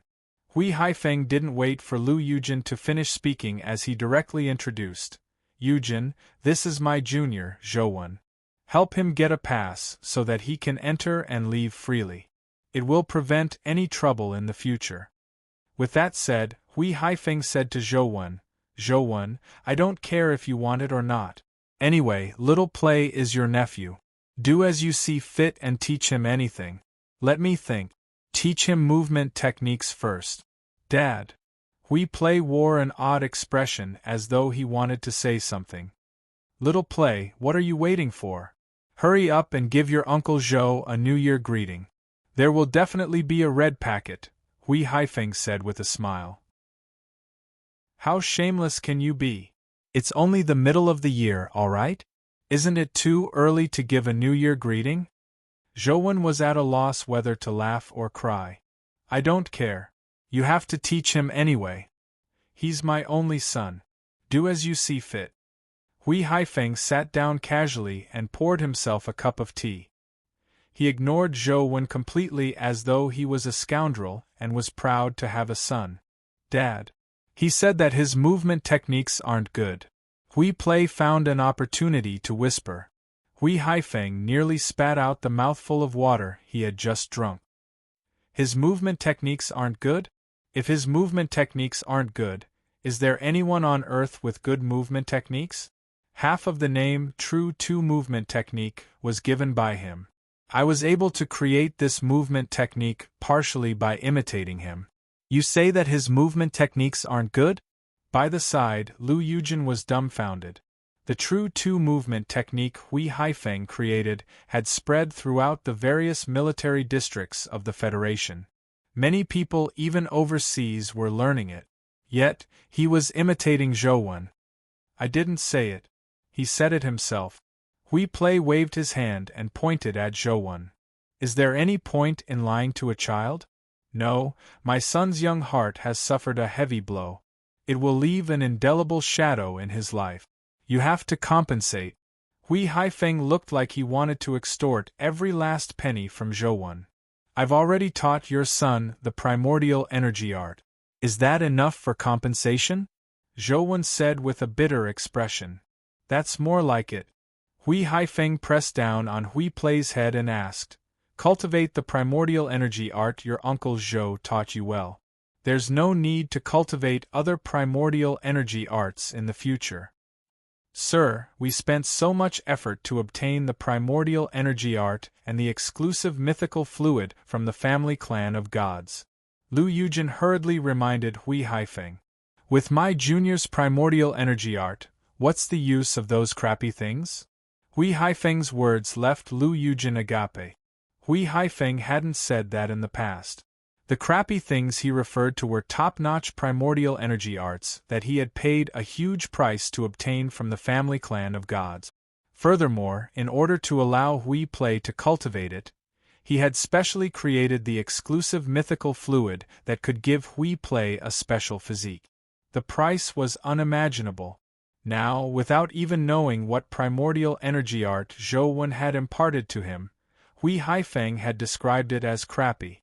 This change was too fast. "Junior, you can't just teach me primordial energy arts. You have to teach me your movement technique. I only have this one son, and you only have this one nephew. You have to keep him alive." Hui Haifeng continued squeezing Zhou Wen. Chapter 12:20. In the secret chamber, only Zhou Wen and Hui Haifeng were left. "Where have you been in the past 5 years?" Hui Haifeng asked Zhou Wen. "How do you know that I'm not the one at Chess Mountain?" Zhou asked in surprise. Hui Haifeng could accurately say 5 years, so it was clearly not a wild guess. Hui Haifeng rolled his eyes. Do you think I don't know you? Even if I only look at the photo, I can tell at a glance that it's not you. All right, Zhou said helplessly, I was trapped by teacher. It was no different from death. I only came out after 5 years. Hui Haifeng nodded. I can roughly guess that you are human sovereign, right? The dimension won't let the matter rest after killing Di Tian. If you don't die, the next 5 years won't be so peaceful. However, with teacher's personality, he probably won't simply let you die for 5 years. He must have some plans, right? You can say that. The place where I'm trapped, time passes very slowly. It feels like more than 100 years have passed, Zhou said. Hui Haifeng said with some jealousy, Teacher really dotes on you, his last disciple. 5 years in exchange for 100 years. If I had that much time, I might even have researched calamity-grade dimensional liquid. It's just time to think. You can't even move your body. What are you researching? Zhou was somewhat speechless. That's true. Hui Haifeng chuckled. In just 5 years, you became the Federation president. That's impressive, Zhou said. It can be considered a coincidence in many aspects. On the one hand, it's my own research, and on the other hand, teacher gave us something before he went to the dimension. Those things were very helpful to me. Hui Haifeng paused for a moment before continuing, however, my position as president is in name only. In fact, most of the Federation's real power is in the hands of the League of Defender and the 6 families. As president, I can't even completely control a holy city. Then why are you still the president? Zhou asked in puzzlement. Why not? Although it's in name only, I'm already standing in this position. I can slowly change some things and think of ways to realize my dreams. Just like an actor, only when he goes on stage can others see his acting skills and influence others. If I just stand below the stage, no matter how good my acting skills are or how much I think, I won't be able to change anyone, Hui Haifeng said. What do you want? Zhou looked at Hui Haifeng. I want there to be no more orphans in this world.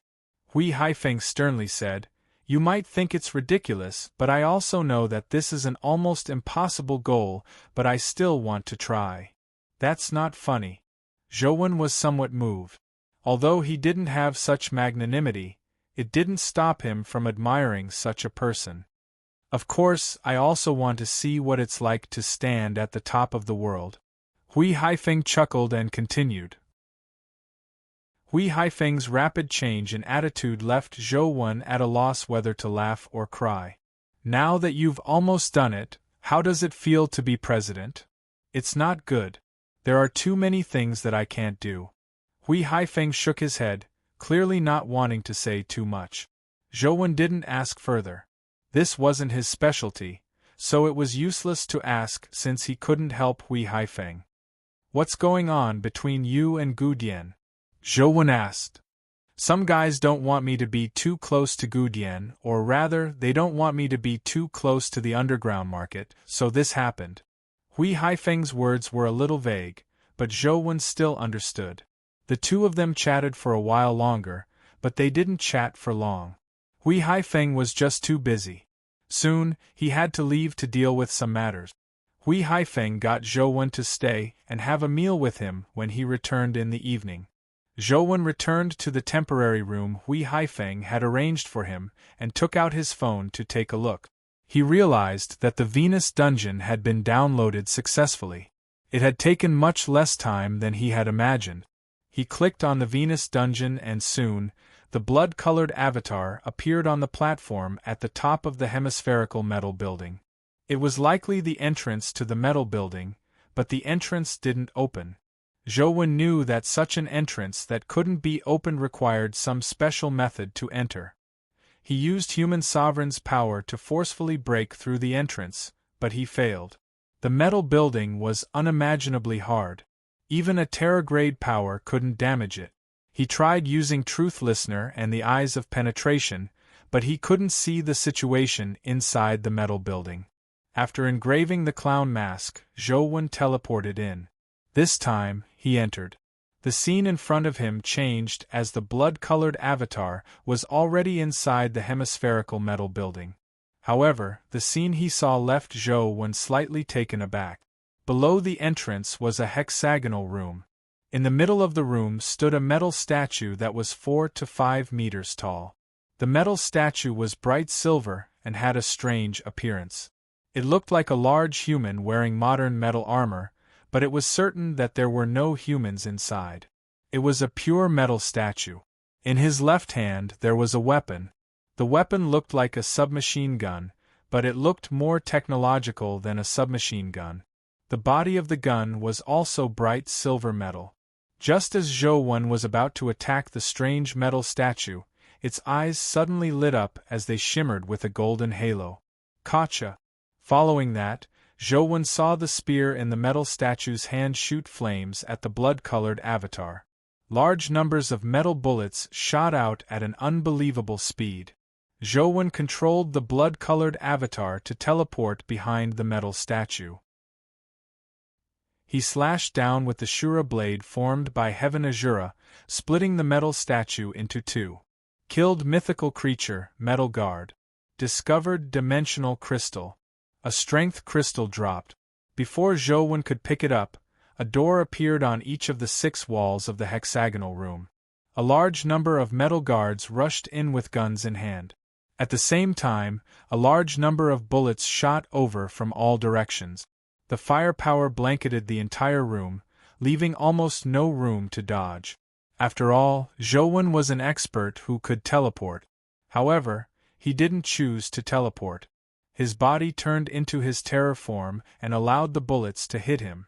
However, they passed through his body as though his body was just an illusion. The bullets failed to injure him at all.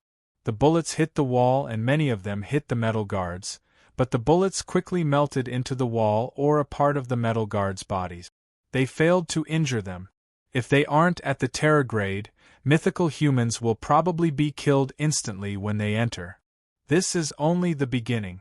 This dungeon is rather interesting. Zhou wanted to know what was deep in the dungeon. Chapter 12:21. Wave after wave of metal guards rushed out of the 6 doors. With a swing of Zhou saber, a large number of metal guards were killed. The clanging of dimensional crystals falling incessantly sounded. There was even a silver metallic companion egg that Zhou picked up. Metal Guard, Mythical Life Providence, Metal Life Form Life Soul, Metal Armor Wheel of Life Soul, Bullet Storm Strength, 78 Speed, 71 Constitution, 80 Essence Energy, 67 Talent Skill, Precise Shooting, Armor-Piercing Bullets, Crazy Firing Companion Form, Metal Submachine Gun. Zhou attempted to summon it in its submachine gun form, but the metal guard turned into a bright silver submachine gun like the one in their hand. He pulled the trigger at the metal guard that was charging at him.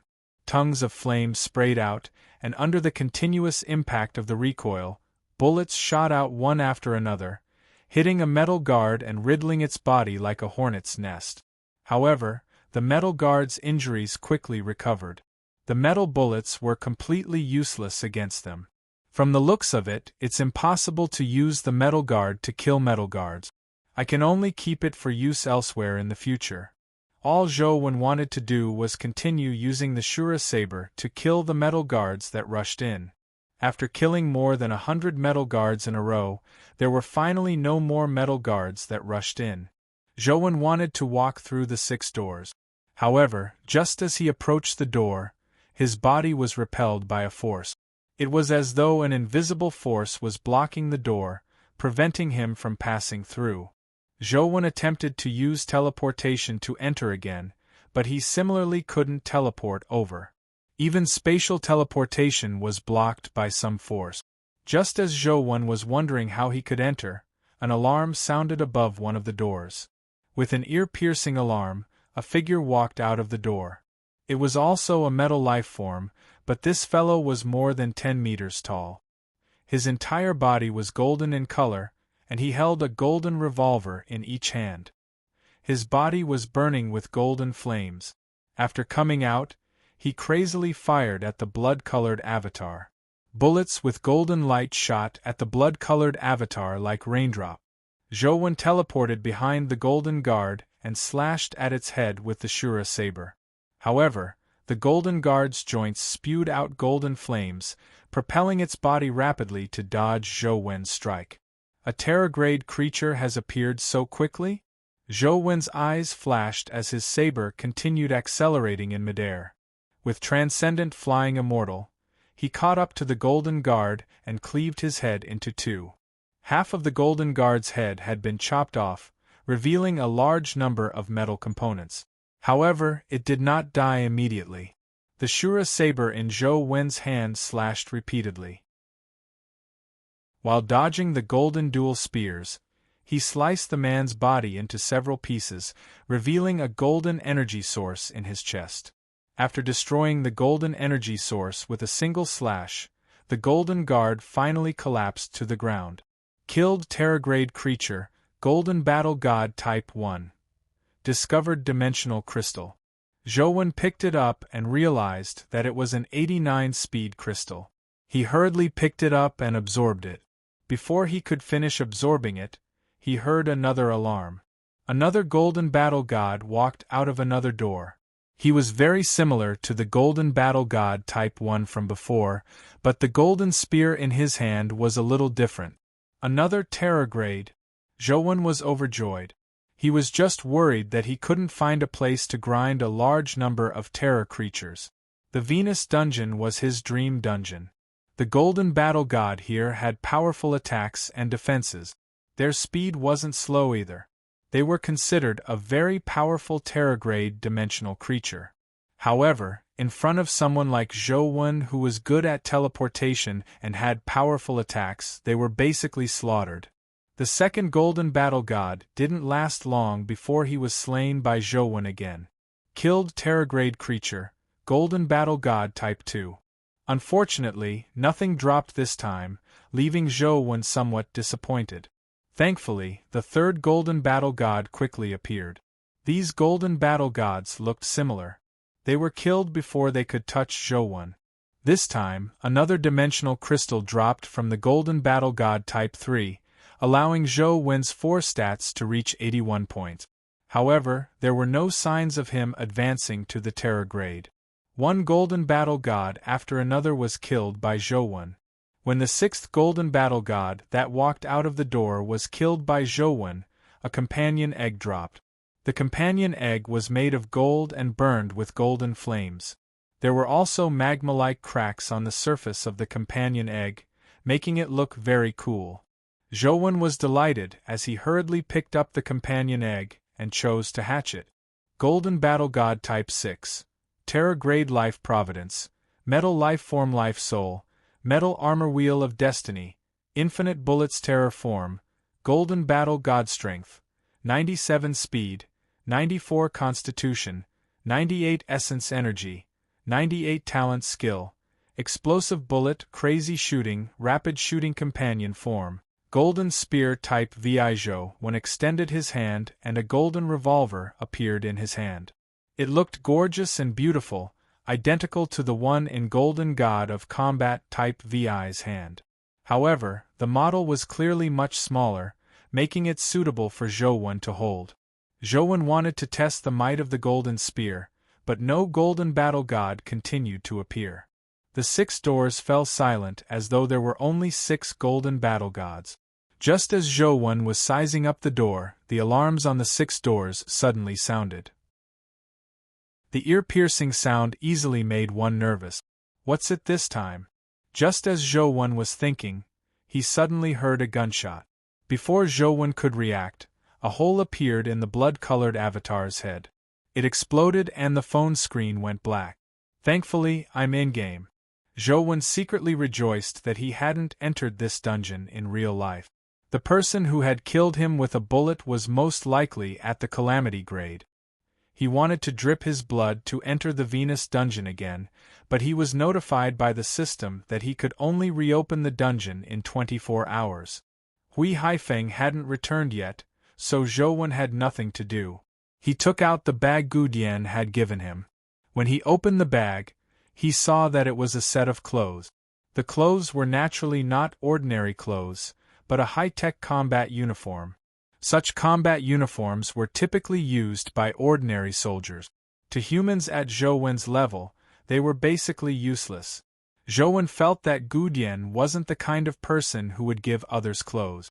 He scanned the combat uniform and quickly found a hidden memory card in the first aid kit. Chapter 12:22.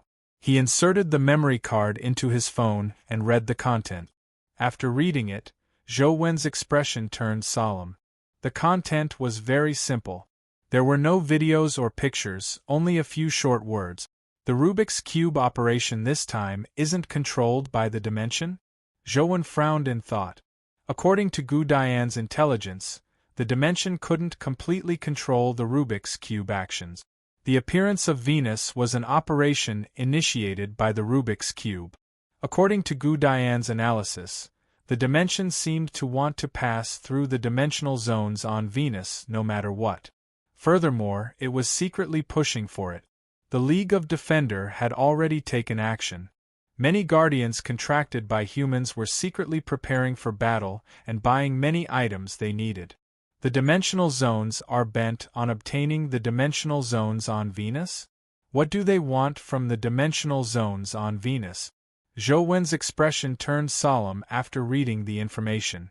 After reading it, Zhou Wen destroyed the memory card, not daring to leave any traces behind.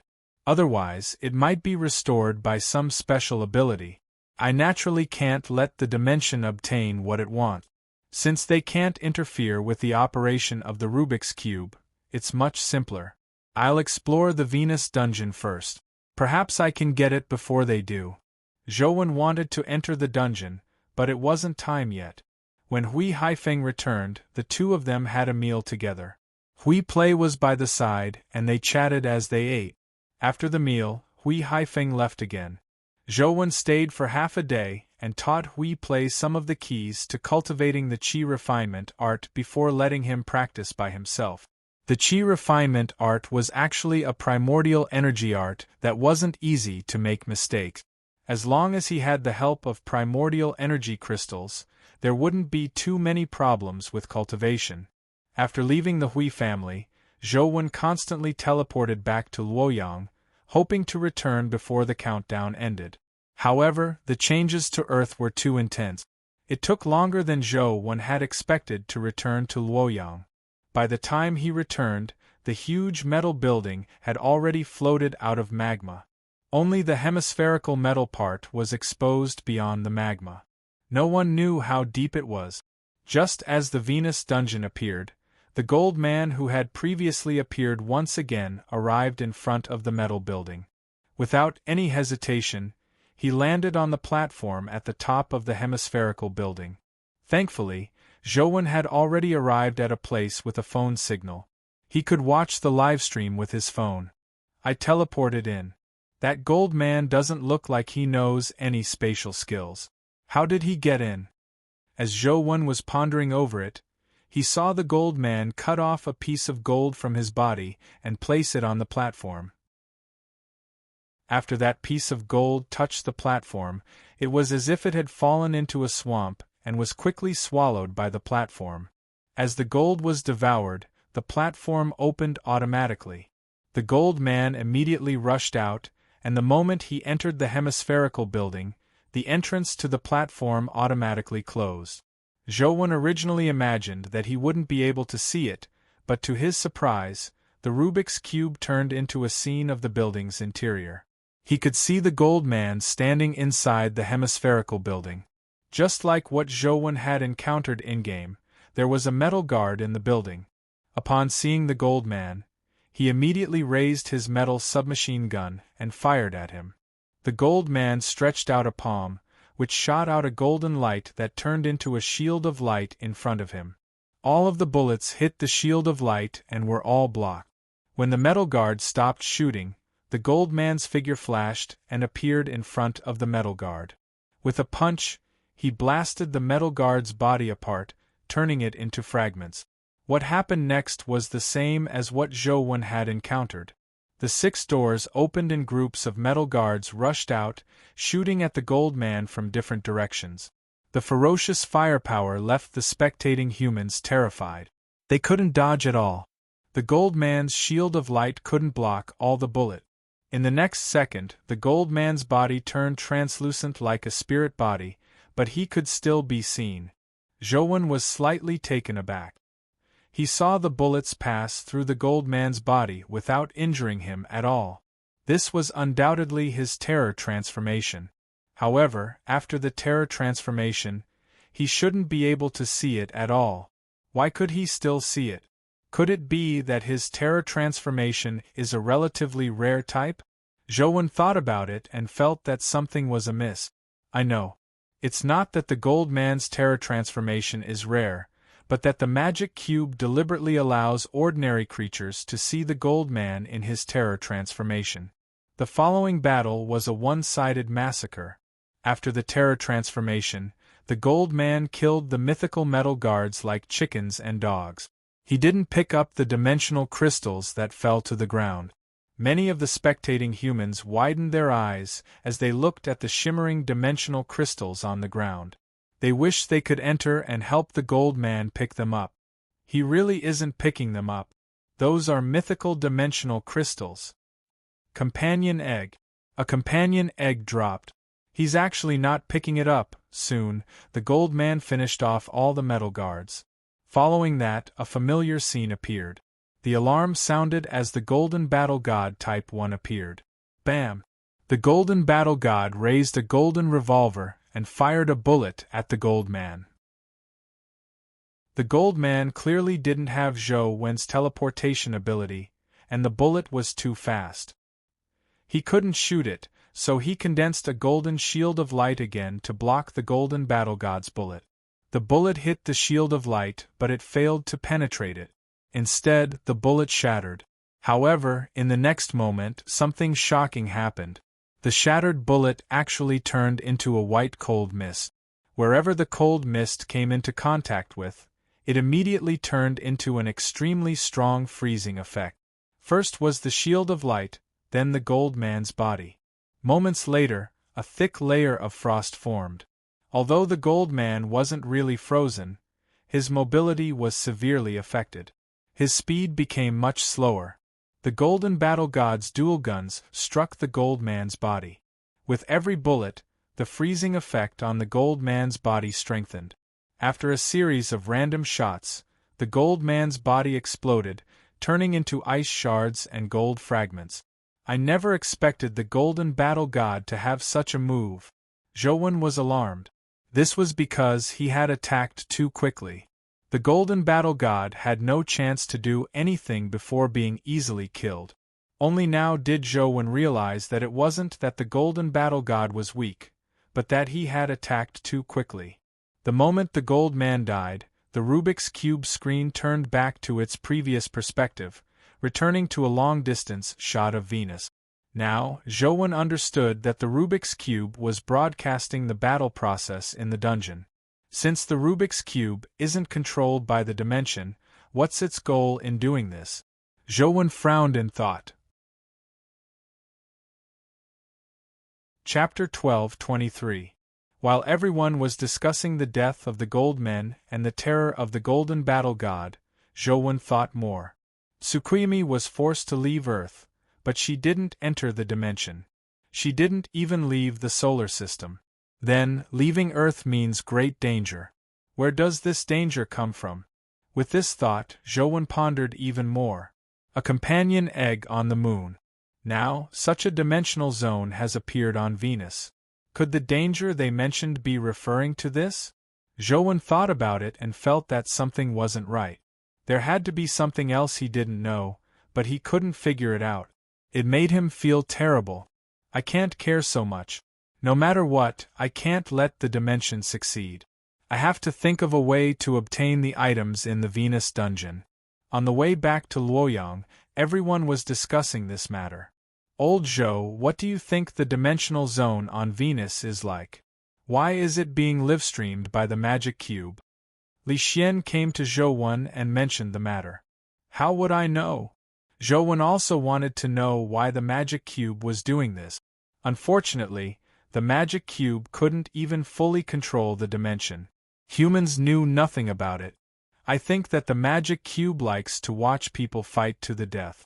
It definitely doesn't have any good intentions by creating a Venus dimensional zone this time.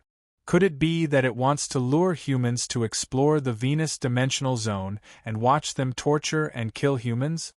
Li Xian said jokingly. That's not impossible. As Zhou Wen spoke, he suddenly saw the livestream move again. A human figure appeared on the platform of the hemispherical building. On careful look, he realized that it was a human wrapped in armor. There's really a human up there? Li Xian took a look and quickly recognized him. That's a fellow from the League of Defender. How did he go over? It should be through the magic cube, Zhou Wen guessed. As the two of them spoke, the Guardian cut his finger and dripped a drop of blood on the platform. Then, the platform automatically opened and sucked the Guardian in. After the Guardian entered, he didn't encounter the Golden Battle God. It was still the Metal Guards that came out. When the Metal Guardian sprayed the bullets, the Guardian erupted with a terrifying frost power, freezing the bullets in the air. The Guardian was like a figure skater walking on ice, shuttling through the group of Metal Guards. Wherever he passed, the Metal Guards would be frozen into ice sculptures.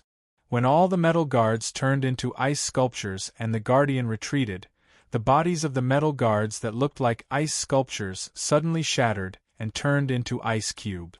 Unlike the Gold Man, the Guardian picked up the dimensional crystals and companion eggs on the ground. However, before he could finish picking them up, Golden Battle God had already rushed out of the door. Bullets shot out again at terrifying speeds. The Guardian also transformed into his terror form, but under the effects of the magic cube, humans could still see a transparent figure that hadn't completely disappeared.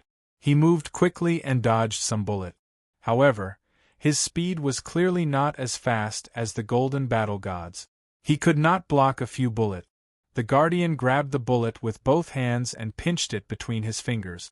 However, the bullets exploded on their own, turning into a terrifying icy mist. However, the ice mist didn't hurt the Guardian. Instead, it made the Guardian's freezing power stronger. The League of Defenders' idea isn't bad. They're using an ice elemental Guardian to fight those strange dimensional creatures. Li Xian watched for a while and knew that the outcome was decided. However, Zhou Wen knew that things weren't that simple. Although the Guardian's ice elemental powers did restrain the Golden Battle God Type 1, there were a total of 6 Golden Battle Gods. Their bullets were all different.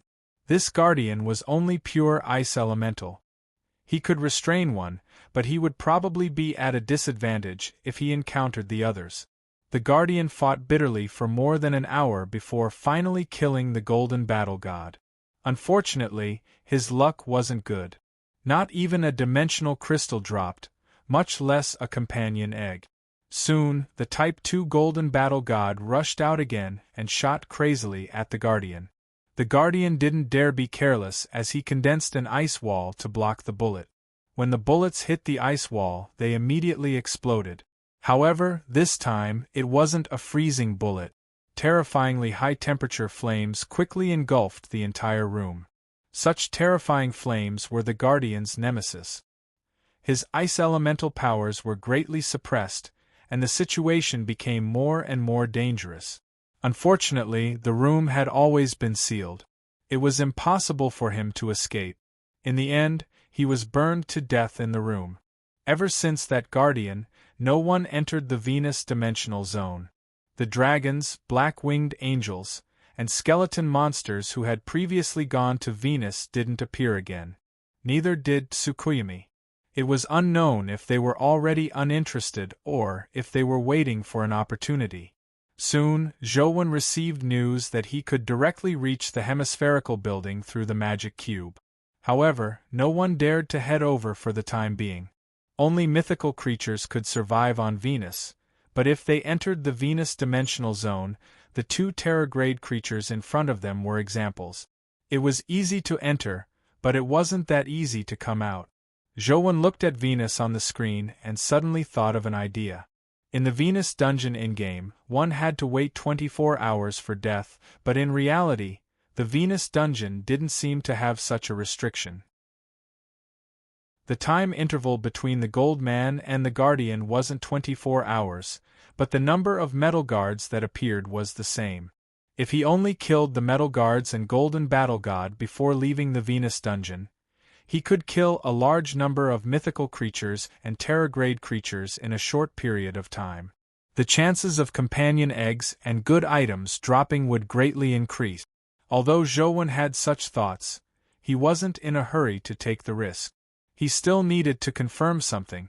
It wasn't easy for him to survive 24 hours and enter the Venus dungeon again. Zhou immediately entered again and grinded the metal guards and Golden Battle God inside. However, Zhou's luck wasn't that good this time. He didn't drop a Golden Battle God companion egg and only obtained a skill crystal. The skill crystal required 81 constitution and 41 fire attribute points. He also needed a metal essence energy art to absorb it. Zhou couldn't meet the requirements, so he could only give up.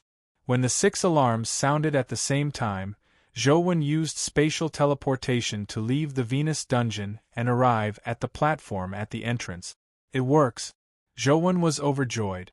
Next, Zhou made another attempt. He got the blood-colored avatar to drip a drop of blood on the platform and used the normal method to enter the Venus dungeon. After entering, the alarms at the 6 doors stopped ringing, but he didn't see the metal guards or Golden Battle God again. The 6 doors were still open, and the dungeon clearly hadn't been refreshed. Chapter 12:24. Zhou immediately used spatial teleportation to leave the dungeon, but this time, it didn't work. The blood-colored avatar failed to teleport out. Bang! In the next second, before a gunshot could be heard, the blood-colored avatar's head was blown off. The game screen went black again. In that case, as long as it's a creature that enters through normal means, it can only fight to the death. If it doesn't fight to the end, it won't have a chance to come out. Zhou frowned in thought. If that's the case, I can't let my own people enter. I can only wait for others to enter and reap the benefits with them. Suddenly, Zhou's eyes lit up. That's right. I can go in and pick up the loot. After all, those fellows will die if they enter.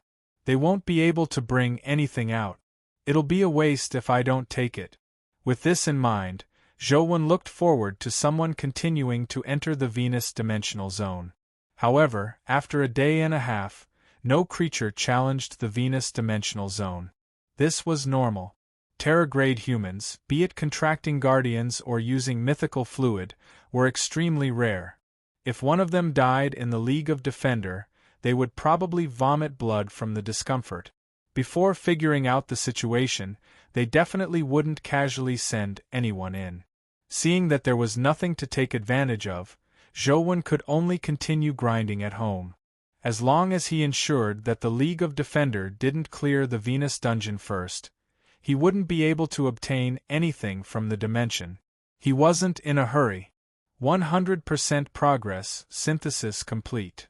As Zhou was grinding dungeons, a message suddenly popped up. Zhou took a careful look and realized that light concealment, shadow support, and night training had successfully fused. Let me see what I've fused.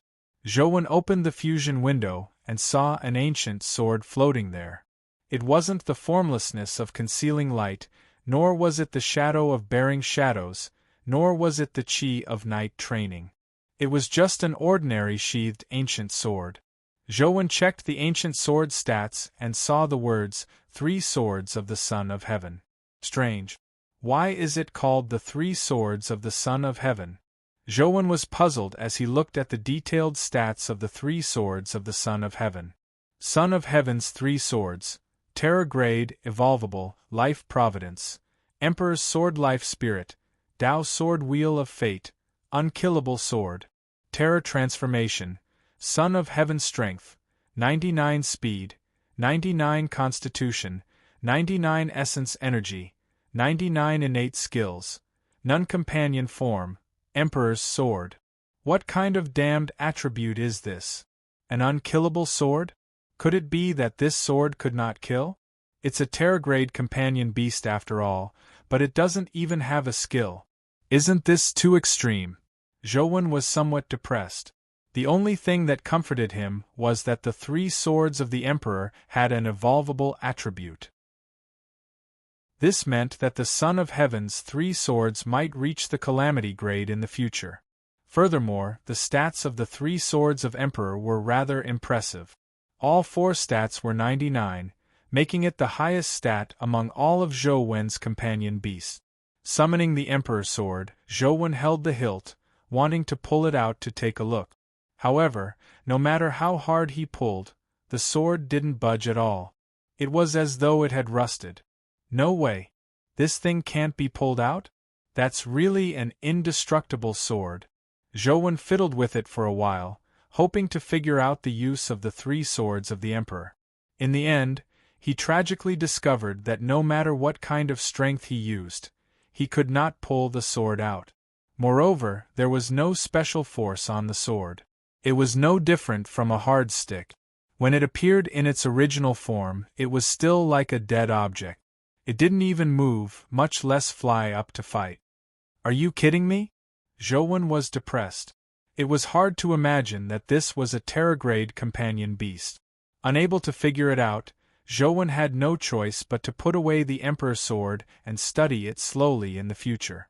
Zhouwen also knew that there was definitely something special about the sword, but he couldn't figure it out. In the next few days, he didn't see any creatures enter the Venus dungeon. Zhouwen grinded at home. Ding! When Zhouwen dove into the sea again, a crisp sound of something falling sounded, causing his body to tremble. When he focused his gaze, it was a demon blood true dragon companion egg. It's finally here. Zhouwen was so excited that his hands trembled. After grinding for so long, he had finally obtained 9 demon blood true dragon companion eggs. He picked up the companion egg and saw that it was indeed the wordless dragon companion egg. Zhouwen hurriedly hatched it. The wordless dragon companion egg's stats were similar to the others. There was nothing special about it, so Zhouwen didn't expect it to be very strong. What he wanted to know the most was if the 9 demon blood true dragons could be fused. He first placed the wordless dragon, and the game immediately notified him that it could be fused. Zhouwen tried to place the remaining 8 dragons, but it really worked. There was no notification of the lack of cores. When Zhouwen pressed the fusion button, an intense light devoured the 9 demon blood true dragons. The entire phone screen was drowned in light. When the light dissipated, a black crystal-like companion egg appeared in the fusion box. Below it was a progress bar with a percentage. From the looks of it, I'll have to wait another 2 days. Zhouwen wanted to know what he could fuse, but all he could do was wait. Now, he only hoped that he wouldn't fuse a companion egg like the Emperor's 3 swords. Coincidentally, I don't have any particularly good armor. I hope I can fuse a good Terragrade armor. After all, Zhouwen's body was only at the mythical stage. There was still a gap between him and the true Terragrade. Just like demonic neonate, she rarely participated in head-on battles because of her weak body. If he could have a Terragrade armor, it would greatly enhance Zhouwen. At the very least, his life preservation ability would be raised to another level. Another wish had been fulfilled. What depressed Zhouwen the most was that the last of the 28 Lunar Mansion's skills hadn't appeared. The main reason was that the endless sea of stars was just too big. It was a waste of time to grind it, so Zhouwen could only try his luck. Have you been having a good time recently? A message made Zhouwen, who was originally living a very leisurely life, involuntarily shiver. The message was sent by the Dharch, who hadn't done anything for a long time. What's the matter? Zhouwen replied, but he felt very unconfident. Every time the Dharch sought him out, nothing good would come out of it. Even though he already had the strength of a Terragrade, Zhouwen didn't dare head to Chess Mountain easily. The stronger he was, the more he could understand how terrifying the Dharch was. After possessing immense strength, Zhouwen knew how terrifying the power of wishes was. I want to make a deal with you. The Dharch quickly sent another message. Chapter 12:25.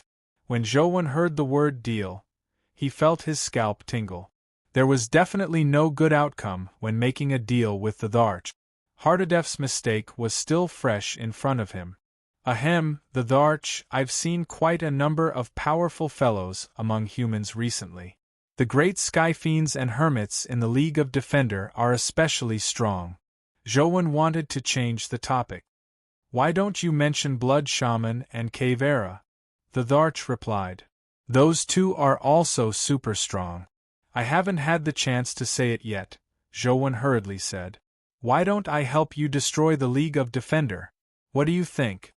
The Dharch replied mockingly. The League of Defender has nothing to do with me. It's up to you whether you're happy or not. Zhouwen was no longer the brat from back then. He didn't blush when his thoughts were seen through. The Dharch clearly wasn't in the mood to talk to him about this.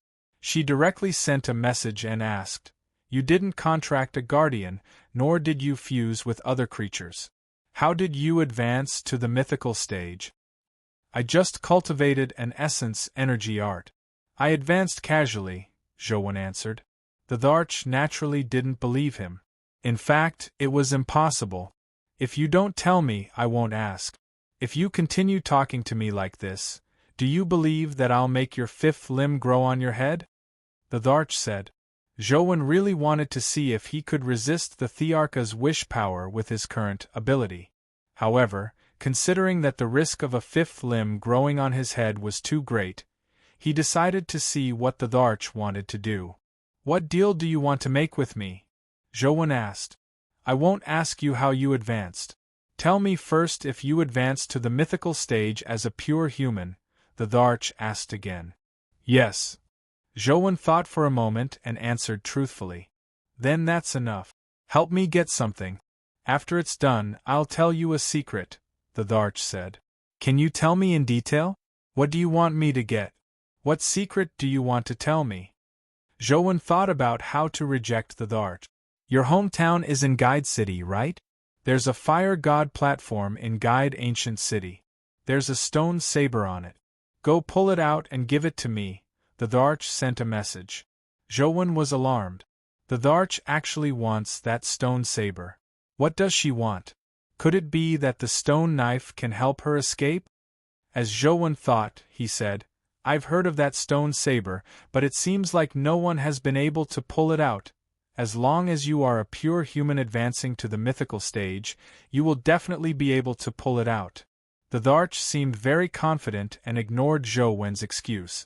Just as Zhouwen was about to say something, the Dharch sent another message. You should have seen the situation in the Venus dimensional zone, but you might not know what that dimensional zone means. You know about the Venus dimensional zone? Zhouwen asked in surprise. If you can help me retrieve the stone saber, I can tell you how to pass through the Venus dimensional zone and obtain the item inside. The Dharch threw out the bait. What's in the Venus dimensional zone? Zhouwen hurriedly asked. Help me get back the stone knife, and you will know everything. The Dharch immediately sent another message. Don't worry. You can slowly consider it.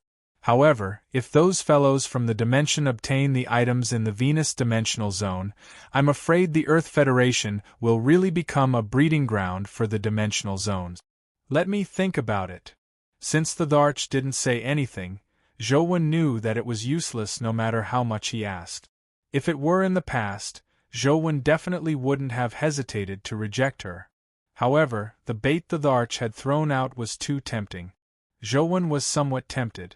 Zhouwen had already learned from Gu Dian that the dimension valued the items in Venus very much. If he really couldn't clear the Venus dungeon before the dimension, he might really have to borrow the Thearka's strength. However, Zhouwen couldn't confirm if the Dharch was telling the truth, so he naturally didn't believe her easily. There's no rush. I can tell you something first. There are 6 Terragrade golden battle gods on Venus. They can shoot bullets of different attribute. And after them, a calamity-grade metal creature will appear. Help me get the stone saber. I have a way for you to kill that calamity-grade metal creature. What's the name of that calamity-grade metal creature? Zhou knew that the Dharch wasn't spouting nonsense. He had already seen it. There was indeed a calamity grade behind it. Bring the stone saber to Chess Mountain after you've thought it through. The Dharch didn't answer him. After that, she didn't send any more messages. Zhou frowned in thought. From the looks of it, the Dharch really knows something about the Venus dungeon, but she doesn't want the items in the Venus dungeon. Instead, she wants the stone saber. Could it be that the stone saber is more precious than the items in the Venus dungeon? Or can the stone saber help her escape? After some thought, Zhou still couldn't determine what the Dharch was up to. The stone saber in Guide Ancient City couldn't be randomly pulled out. Otherwise, not only would Guide Ancient City break the restrictions, but a large number of high-level dimensional creatures would also appear. Even Zhou didn't know what would happen if he completely pulled out the stone saber. Zhou had also done a lot of research regarding the origins of the stone saber. The Fire God platform was also known as the Consort platform. It was the earliest place in the East District to observe the stars. As for the Consort platform, it was Fire God and also the ancestor of the Shang dynasty. Speaking of which, it was somewhat related to Chess Mountain. However, when it came to Fire God, the first person most people in the East District thought of was Zhurong, and not the Consort platform. Although Zhou was a native of Guide City, the Fire God he recognized wasn't the Consort platform, but Swirenshi, the leader of the 3 sovereigns and 5 emperors. The ancient Sovereign Sutra is engraved on the Fire God platform. Could it be related to Swirenshi? If the stone saber is related to Swirenshi, it's easier to understand. The more Zhou thought about it, the more he found it possible. With the Dharch saying that, Zhou had the thought of returning to Guide Ancient City to take a look. However, Zhou didn't go to Guide Ancient City to prevent himself from being used by the Dharch. He stayed at home and continued grinding. It was just too slow to grind the Venus dungeon once a day. He didn't get any more companion eggs. Instead, he obtained a few Terragrade dimensional crystals and fed them to Banana Fairy. Banana Fairy's stats increased significantly, reaching more than 90 on average. Unfortunately, he could only grind once a day. Most of the time, Zhou could only grind ordinary dungeons. Suddenly, the live stream on his phone became lively. Another creature arrived in front of the Venus dimensional zone. It was none other than the black dragon that had previously appeared. Here's my chance. Zhou perked up. It was too rare to grind the Venus dungeon once a day. Now was a good opportunity to take advantage of it. He had been staying at home for the past few days. He was either lying down or sitting down. His back pain had relapsed again, and he couldn't sit still. I'll make up for the missing chapters in a few days. Good night. End of this chapter. Chapter 12:26. Let's take a look first. Zhou wasn't in a rush to head over. He planned on understanding the situation first. He mainly wanted to see what level the black dragon was. Although the possibility of it being at the calamity grade wasn't high, as the old saying went, one couldn't judge a book by its cover. However, as the old saying went, one couldn't judge a book by its cover.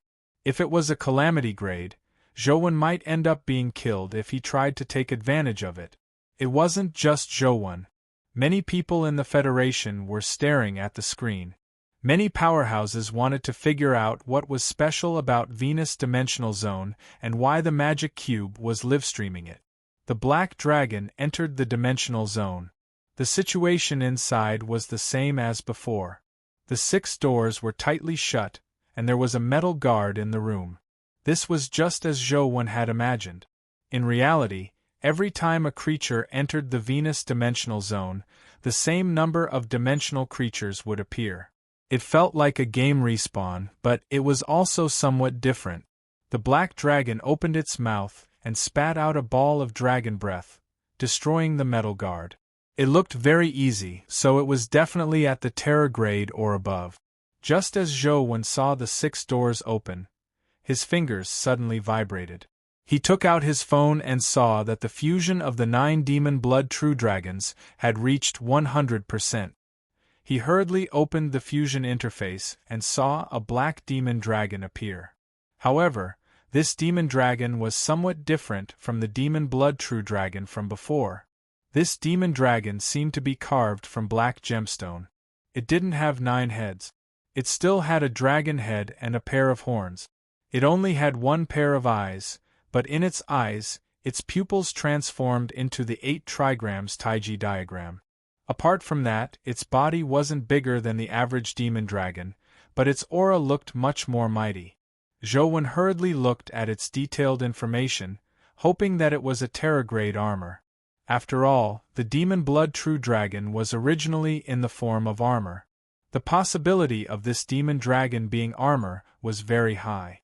Limitless Demon Dragon King, Terra Grade Life Providence, Dragon King Life Soul, Demon King Wheel of Destiny, Limitless Wheel Terror Transformation, Ultimate Tao Strength, 99 Speed, 99 Constitution, 99 Essence Energy, 99 Talent Skill, Dragon Breath, Limitless Eyes, Demon Dragon Transformation Companion Form, Armor. The companion form of the armor was within expectations, but Limitless Demon Dragon King didn't have any evolvable stats. This left Zhou somewhat disappointed. Apart from that, Zhou was very satisfied with Limitless Demon Dragon King's various skills and stats. Originally, it wasn't a set of companion beasts that produced evolvable stats. Zhou carefully looked at the various abilities of Limitless Demon Dragon King.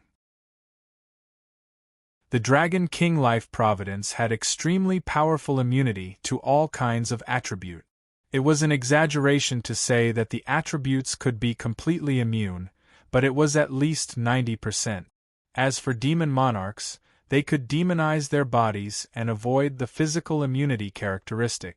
Although it wasn't a complete immunity, coupled with the Dragon King Life Providence, they had a high immunity towards all kinds of powers. Their defense was astonishingly powerful. The Infinite Wheel was the ability that Zhou valued the most. This was a skill that could freely transfer strength. Combined with the Infinite Eye, he could achieve the infinite exchange of strength between different creatures, just like the 9 demon blood true dragons from before. Zhou. 1. Long, Zhou. 2. To dragon out Zhou. God. T to say, to T Dao, T to Zhou Terror Dao, the dragon Zhou, the Dao, the demon dragon transformation could strengthen one's body. The effects also needed to be tested in actual combat. After summoning Limitless Demon Dragon King in its companion form, the mysterious black crystal armor immediately appeared on Zhou body. Black crystal scale armor enveloped Zhou entire body, leaving no gaps. The helmet was in the shape of a dragon's head, and there was a pair of dragon horns on his head. Wearing the Dragon King armor, Zhou looked like a humanoid dragon beast carved from black gemstone. He was mysterious and strange, exuding a terrifying aura. I wonder how its defense is. I'll find a chance to test it out later. Zhou felt that the armor's appearance was a little exaggerated, but its abilities weren't bad. After all, the stats and skills were there.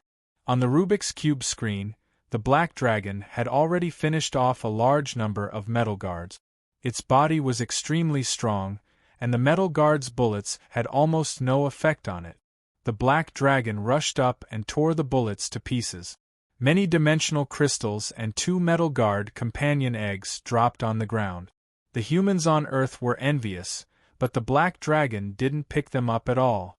Soon, the Golden Battle God Type 1 appeared. His frost bullet struck the Black Dragon in his terror form. Although there was some freezing effect, it was obvious that it wasn't too effective. The Black Dragon pounced forward to engage in a melee battle with the Golden Battle God. Both sides had extremely strong bodies, but in the end the black dragon had the upper hand. After fighting for more than an hour, it finally killed the golden battle god.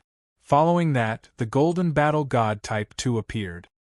His flame bullet wasn't very effective against the black dragon, so it eventually turned into a melee battle. The black dragon obtained the final victory again, but it could be seen that the black dragon had suffered some injuries. It wasn't easy for him to expend his energy. A third golden battle god appeared.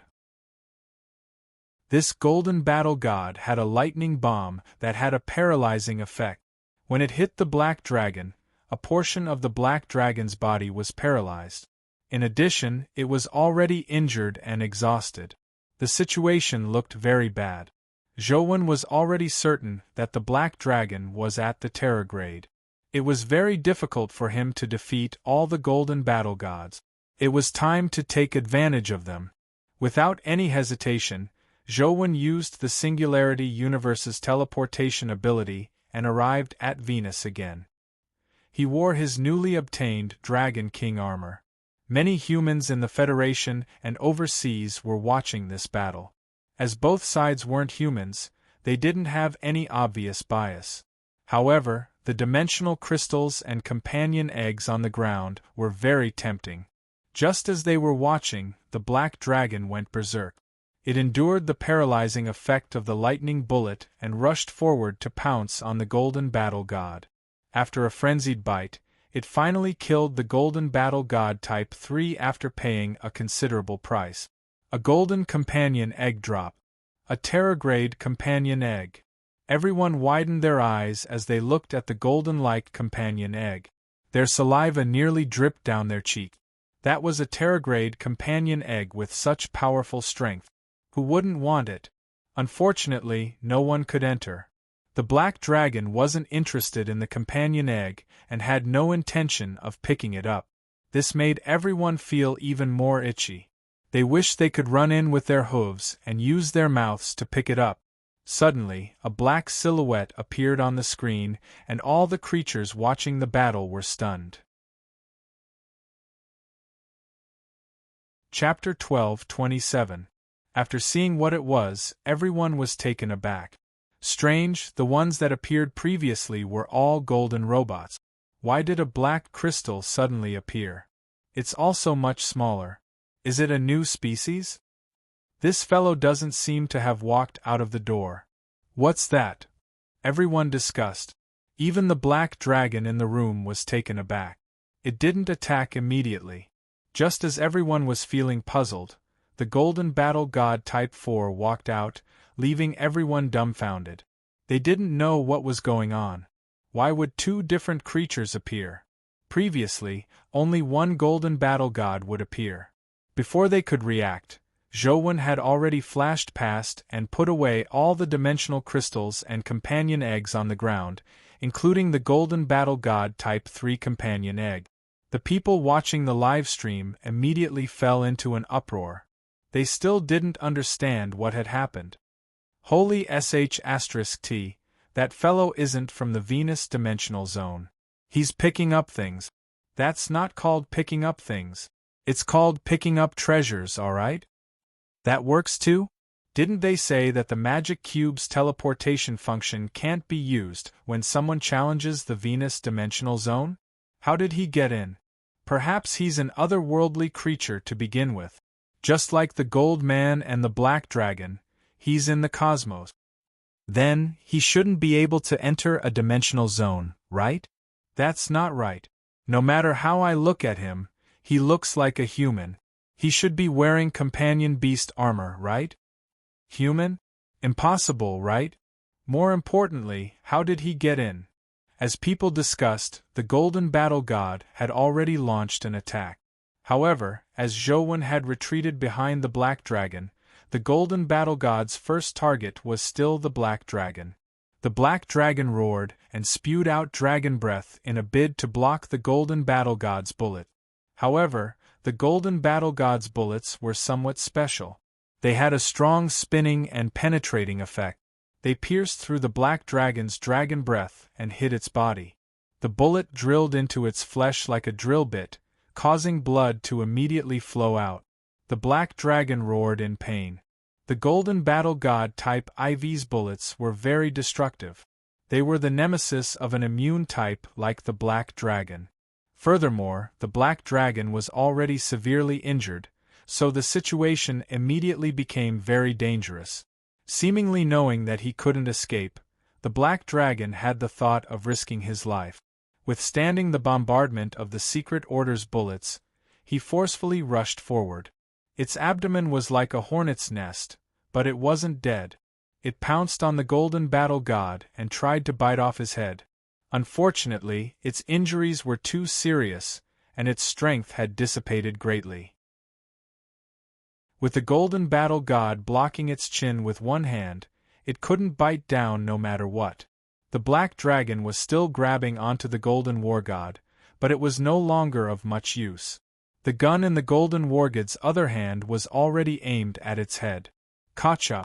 A black figure appeared behind the golden war god like a ghost. A narrow saber pierced through the golden war god's chest and pierced through the energy source inside. The golden battle god's body instantly lost its strength. The black dragon roared and tore the golden battle god's corpse apart.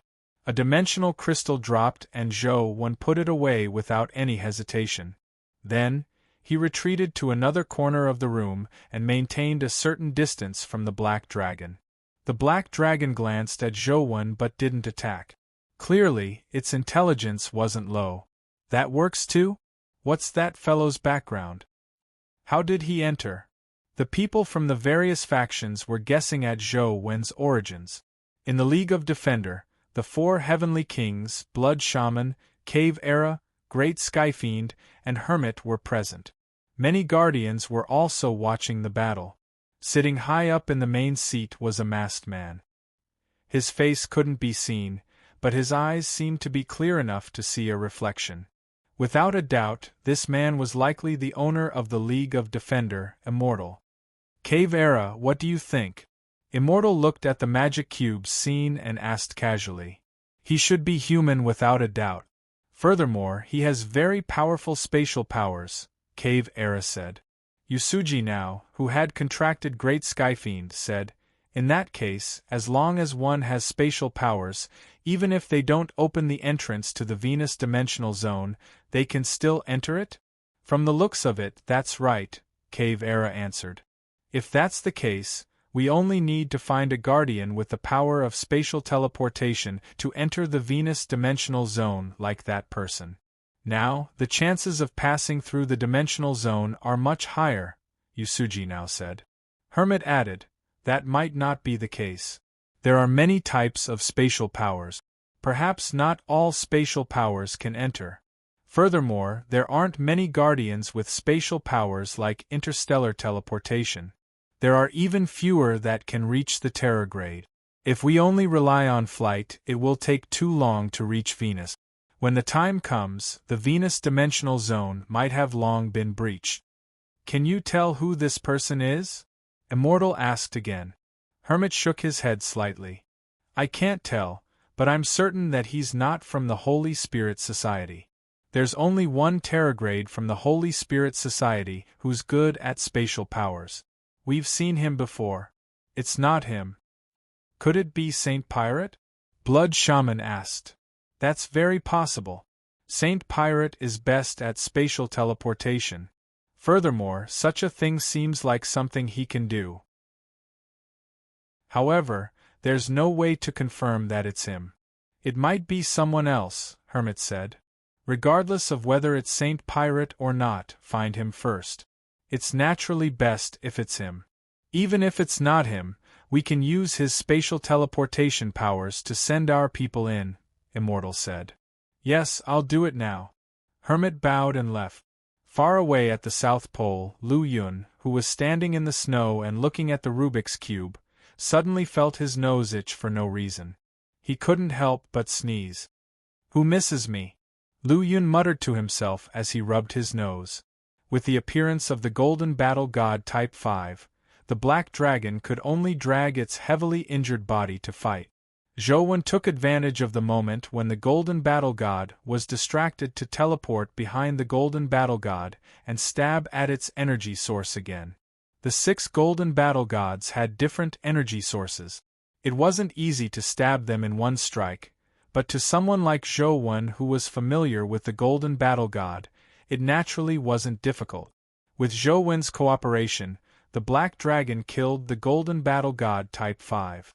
Unfortunately, nothing dropped this time. Following that, Zhou used the same method to help the Black Dragon kill the Golden Battle God Type 6. Unfortunately, nothing dropped.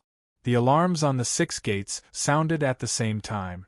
Something truly terrifying was coming. Chapter 12:28. Zhou didn't dare stay here for too long. He teleported back to Earth. This time, Zhou luck wasn't bad. He teleported to a city and removed the companion beasts on him, restoring his original appearance. It looked like a city in the West District. Zhou didn't carefully identify where he was. He took out his phone and watched the live stream of the Venus Dimensional Zone. The alarms on the 6 doors were ringing. The Black Dragon was seriously injured.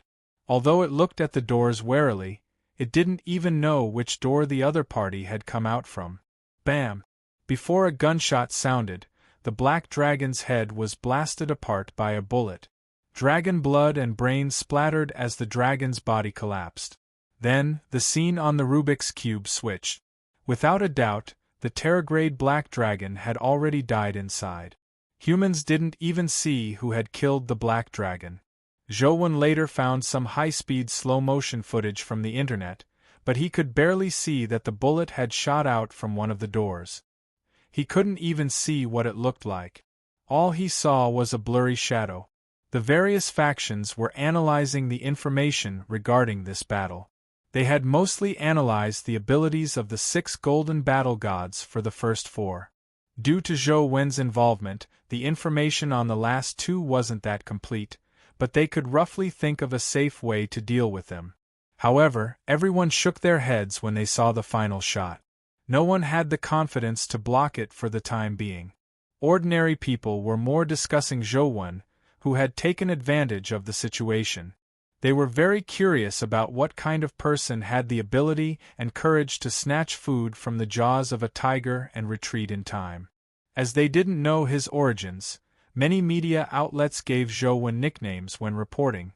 Names like King of Scavengers, King of Adventurers, Shameless Thief, Best at Picking Up Cheap Deals, Space Porter, and so on appeared one after another.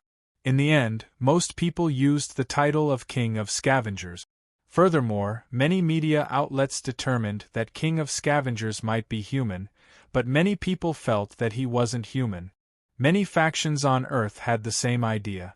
They could naturally tell that Zhou had used spatial teleportation to enter and exit the Venus Dimensional Zone. The factions with talents in this area were eager to take a share of the loot. After watching the entire process, Lu Yun was very tempted. However, after some consideration, he didn't dare head to Venus directly. Just like Zhou, he waited for the opportunity for other creatures to enter before taking the opportunity to take advantage of them. Lu Yun was patient, but that didn't mean everyone was patient. There was a contractor overseas with a spatial guardian who chose to enter the Venus Dimensional Zone through the magic cube. Not all space-type powers had interstellar teleportation abilities, not to mention this was only a god-level guardian. When he arrived at the entrance of the Venus Dimensional Zone, the magic cube began its livestream again. When people saw him use spatial teleportation to enter the Dimensional Zone and fight the metal guards inside, they immediately realized that he was a mythical guardian. He was here to take advantage of the situation. His goal was probably to kill a few metal guards and then teleport out. Due to the previous battle video, the Guardian knew the metal guards very well. He had already thought of a way to restrain them, so he easily finished off the metal guard. Furthermore, he was very lucky to drop a companion egg. The Guardian happily picked up the companion egg and wanted to teleport away before the 6 doors opened. He originally wanted to take advantage of the situation and kill a metal guard. However, to his surprise, the Guardian's expression changed drastically after teleporting again. He failed to leave the dimensional zone and was still in the room. In the next second, the 6 doors opened wide and groups of metal guards rushed out with guns. Bullets interweaved into an inescapable net. The Guardian teleported a few times and summoned his companion beasts to block, but in the end, he was riddled with holes by the dense bullets along with his companion beast. He died a violent death. Instantly, all the humans watching the livestream were stunned, unsure what was going on. Lu Yun was secretly glad that he had held back and not teleported in immediately. Heavens, what happened just now? Why didn't the Guardian teleport out? Do you think everyone is a king of scavengers? The king of scavengers is at the terror grade. He can cooperate with the Black Dragon to kill the Golden Battle God. Isn't a mythical stage courting death if he wants to scavenge? The king of scavengers is really impressive. He can still run after picking it up. This fellow won't be able to return even if he picks it up. It's the same spatial teleportation ability. The effects of the terror grade and mythical grade should be about the same.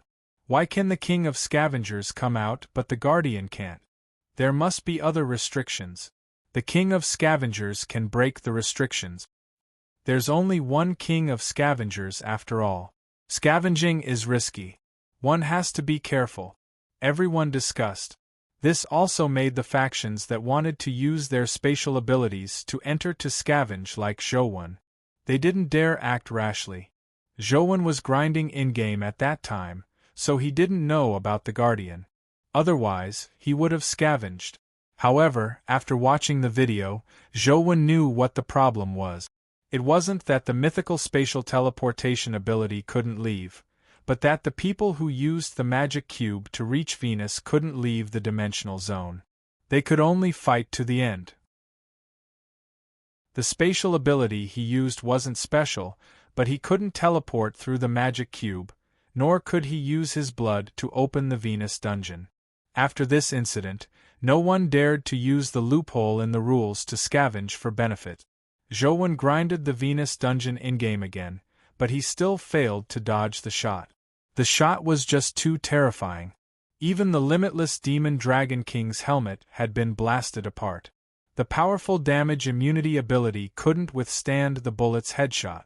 Clearly, the difference in strength was too great.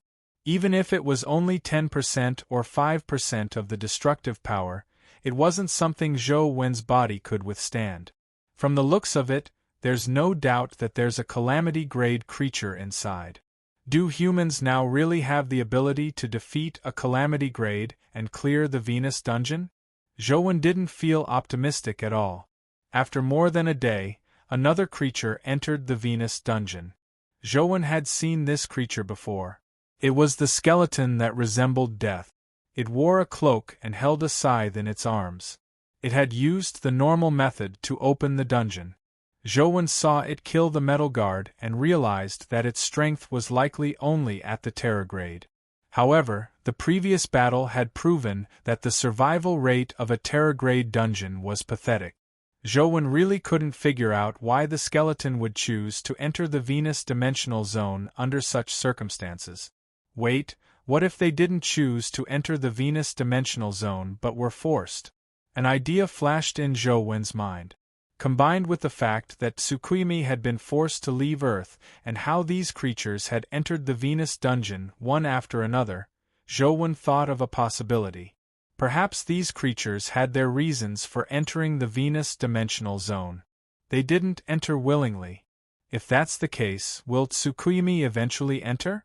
Zhouwen couldn't help but worry when he thought of Tsukuyomi. Although Tsukuyomi was at the Calamity grade, and she might have a chance of defeating the Calamity grade in the Venus dungeon, who could guarantee that she would win? Chapter 12:29. The skeleton that resembled death shuttled through the bullets like a wandering ghost. The bullets hit its cloak, but they passed through it without injuring its body. Instead, after the skeleton brandished the scythe in its hand, groups of metal guards were sliced apart like chives. Soon, many dimensional crystals and companion eggs fell to the ground. Zhouwen wasn't in a rush to enter as he continued watching the battle in front of the Rubik's Cube. Soon, the skeleton welcomed the Golden Battle God Type 1. When the frost bullet hit the skeleton's body, it passed through its body like an ordinary bullet. Even if the Golden Battle God took the initiative to detonate the frost bullet, the skeleton wasn't affected at all in the cold fog. Instead, it was like a devil in an ice hell. The scythe in its hand turned into a frost scythe as it cleaved the Golden Battle God's body into two. What creature is that? It's so powerful. It cleaved the Golden Battle God with one strike. This fellow looks like he has a chance of fighting to the end. That might not be the case. Let's wait and see. That fellow who looks like death can't be a calamity grade existence, right? As people discussed, the Golden Battle God Type 2 had already appeared. The flame bomb exploded as terrifying flames engulfed the entire room. However, amidst the flames, the skeleton rushed out. Its body was covered in flames, and the scythe in its hand was also covered in flames. It was like a fiend in flames as it slashed the Golden Battle God Type 2 under the scythe. So powerful! Even Zhouwen was somewhat surprised by the skeleton's strength. However, Zhouwen didn't believe that it was at the calamity grade. The skeleton was very strong, but it was still a distance away from the calamity grade. At the very least, the skeleton had yet to reach that level among the calamity grades Zhouwen had seen. After the Golden Battle God Type 2 was killed, a companion egg dropped. Just as the skeleton was about to pick up the companion egg, he suddenly saw a black shadow flash. A figure snatched the companion egg in front of the skeleton. The skeleton was slightly taken aback. While he was in a daze, Zhouwen had already put away the other mythical dimensional crystals and companion eggs. Holy **T, the king of scavengers has appeared again. Is this fellow addicted to picking? Isn't he afraid that the skeleton will turn hostile and kill him? Another Terra-grade companion egg was taken by him. This is too easy to earn. Everyone was envious, jealous, and hateful. As for the skeleton, he was clearly different from the Black Dragon. When he saw the companion egg being snatched away by Zhouwen, he didn't hesitate to swing his saber. Its figure was like a ghost, so fast that people couldn't even see it clearly. However, Zhouwen teleported and dodged the skeleton's attack. Zhouwen didn't leave the room because there was no place on Venus to view the Rubik's Cube. His phone didn't have a signal either. Even if he teleported back to Earth, he might not be able to teleport to a place with a signal. If he went out, he wouldn't know the situation in the room. The best way was to stay in the room and take advantage of the situation before leaving. The skeleton still wanted to attack Zhouwen, but the Golden Battle God had already appeared. Lightning bolts shot out violently, leaving the skeleton in no mood to bother with Zhouwen. I already have 3 Golden Battle God companion eggs. If I can gather all 6, will I be able to fuse them together? What can a Terra-grade companion beast set produce? Calamity grade? Zhouwen was filled with anticipation. It was reasonable for a mythical set to be compatible with horror and a horror set to be compatible with calamity. The skeleton was really strong. When it faced the Golden Battle God Type 3, it quickly gained the upper hand. The main reason was that the bullets with special stats couldn't injure it at all. Even if it was surrounded by lightning, the skeleton could use the power of the lightning for its own use just like before. Instead, it increased its strength. This fellow's skill is very powerful. Zhouwen looked at the skeleton and began making plans. Anyway, this fellow is definitely doomed. Why don't I kill it? Who knows, a companion egg might drop. Of course, Zhouwen didn't plan on taking action now. He continued watching from a corner of the room. The 3rd, 4th, 5th, and 6th Golden Battle Gods were slain by the skeleton's scythe. They didn't cause him much trouble. It could be seen that the skeleton's strength was likely a top existence at the Terra grade. Unfortunately, Killing 4 golden battle gods resulted in only 1 stat crystal dropping. Naturally, it was snatched by Zhouwen. The alarms on the 6 doors sounded at the same time. Zhouwen took a deep breath. This time, he didn't teleport away. Instead, he took out a substitute talisman and stuck it on his head. The success rate of a substitute talisman was too low, but it was indeed useful as a lifesaver. Zhouwen would draw a few when he had the time, but unfortunately, there were too few successes. Up to now, he only had 2 on him. Under normal circumstances, Zhouwen couldn't bear to use them. He had taken them out this time to buy insurance. This was because Zhouwen had already tested it the last time he entered the Venus dungeon. If 2 creatures were present at the same time, the monster inside the door could only kill one at a time. Zhouwen had previously summoned Banana Fairy, Golden Battle God, and Heaven Azura to accompany him, but the 3 Terragrade companion beasts were killed on the spot. They didn't even see what the creature looked like. The blood-colored avatar was also killed. However, when Zhouwen summoned a mythical companion beast by his side, the blood-colored avatar was the first to be killed.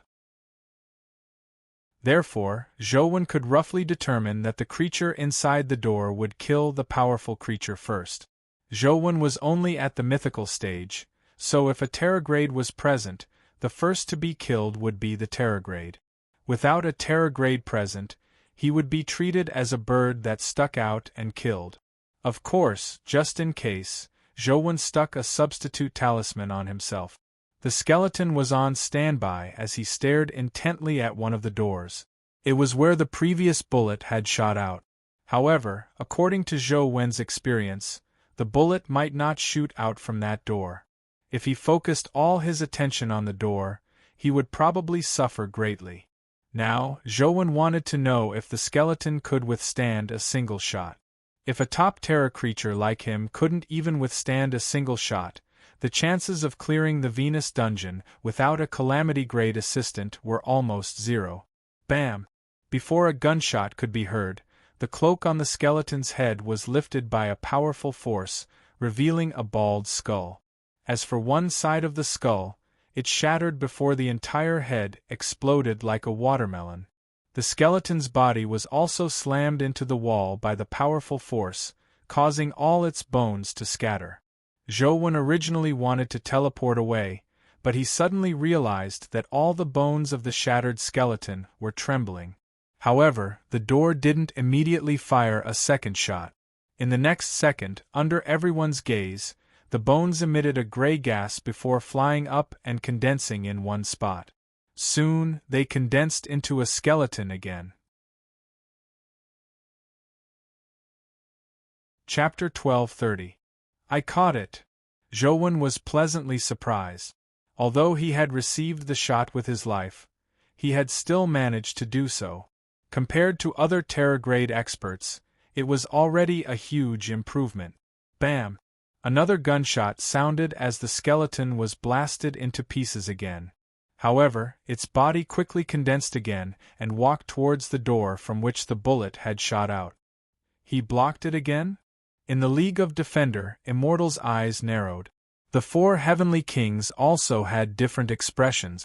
As long as they could block it, they still had hope. The most terrifying thing was that, if they couldn't block it at all, they wouldn't even have a chance. It wasn't just the League of Defender. Many big shots had strange looks in their eyes when they saw this scene. They were secretly calculating the various possibilities. Everyone's first thought was to find an existence like the skeleton that could block the bullet hole. Bam! Bam! Bam! The skeleton was blasted apart again and again, but he stood up again and again. It could be seen that the skeleton had a very special ability. It wasn't as simple as self-healing.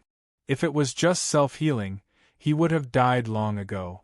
Just as everyone thought that they had finally seen a glimmer of hope, the skeleton's body was blasted apart again after the 7th gunshot.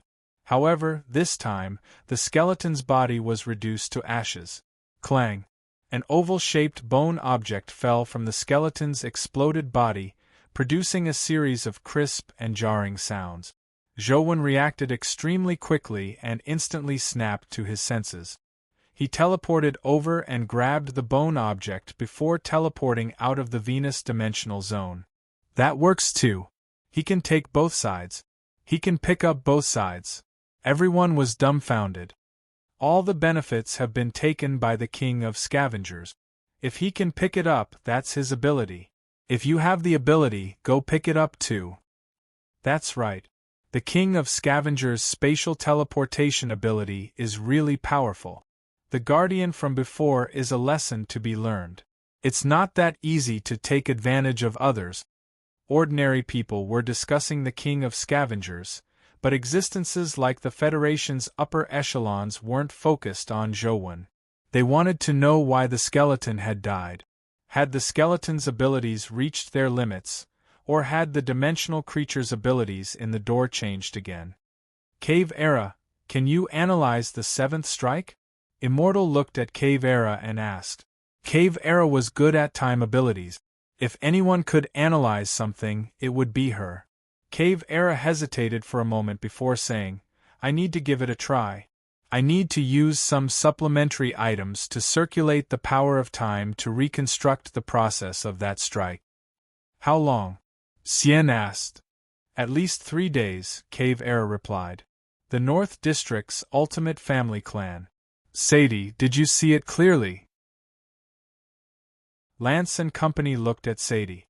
With the eye of Odin, Sadie was the person most likely to see the seventh shot clearly. That shot was too fast. It's still very difficult to see it clearly even if it's slow. I need some time to analyze it, Sadie said helplessly. The same situation played out in the various major forces, and the various forces analysts began to take action. Zhou didn't analyze the shot. At that moment, he was hugging a bone and smiling foolishly. I made a killing. I really made a killing this time. Zhou hugged the oval bone and wished he could kiss it. It was actually the skeleton's companion egg. Furthermore, its stats and abilities were so powerful that it surprised Zhou. Death number 10. Terror Grade Life Providence. Undying Body Life Soul. Death Scythe Wheel of Destiny. Undying Indestructibility Terror Transformation. Death's 10th Sacrificial Day Strength. 99 Speed. 99 Constitution. 99 Essence Energy. 99 Talent Skill. Death's Harvest, Shadow of the Underworld, Dead Soul Dance, Death Backlash. Companion Form. None. There was naturally no need to elaborate on Death number 10's combat strength. Its strongest point was that it had an undying body and the ability to be undying. This was the key to its ability to withstand a calamity grade power. In terms of attack strength, Death number 10 was one of the top terror grade creatures, but compared to a calamity grade creature, it could only be slaughtered. However, its life providence and Wheel of Destiny allowed it to have extremely strong survivability. Zhou hatched Death number 10 and brought him into the game. This time, he didn't head to the Venus dungeon. Instead, he got his terror grade companion beasts to attack Death number 10. Death number 10's body was destroyed again and again. It was continuously destroyed 7 times, but it could still recover. Zhou kept making attempts, but be it 10 or 100 times, Death number 10 could recover again. Clearly, the reason why it was killed at the 7th strike wasn't because its abilities had reached their limits, but because the calamity grade power had undergone a special change. The various factions could only use the current information to analyze it, but Zhou had one more benefit than them.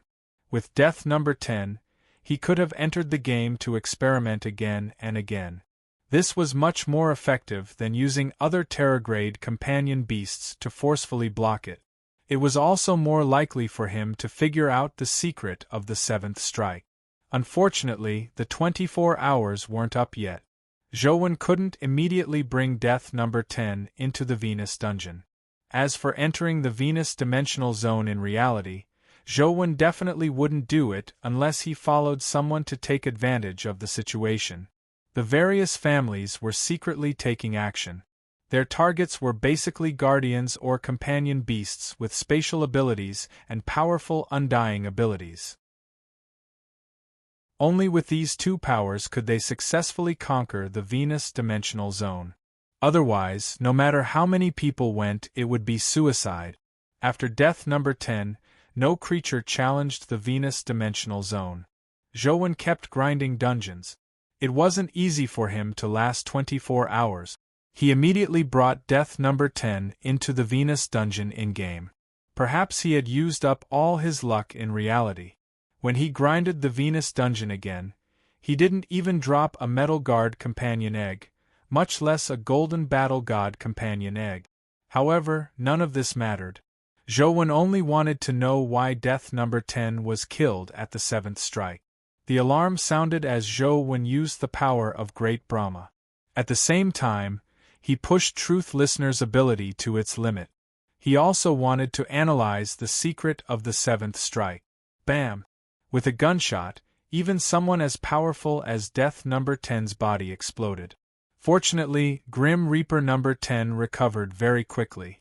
Just like in reality, Grim Reaper number 10 was killed and resurrected again and again. The first 6 strikes were identical to reality, but Zhou still observed very carefully.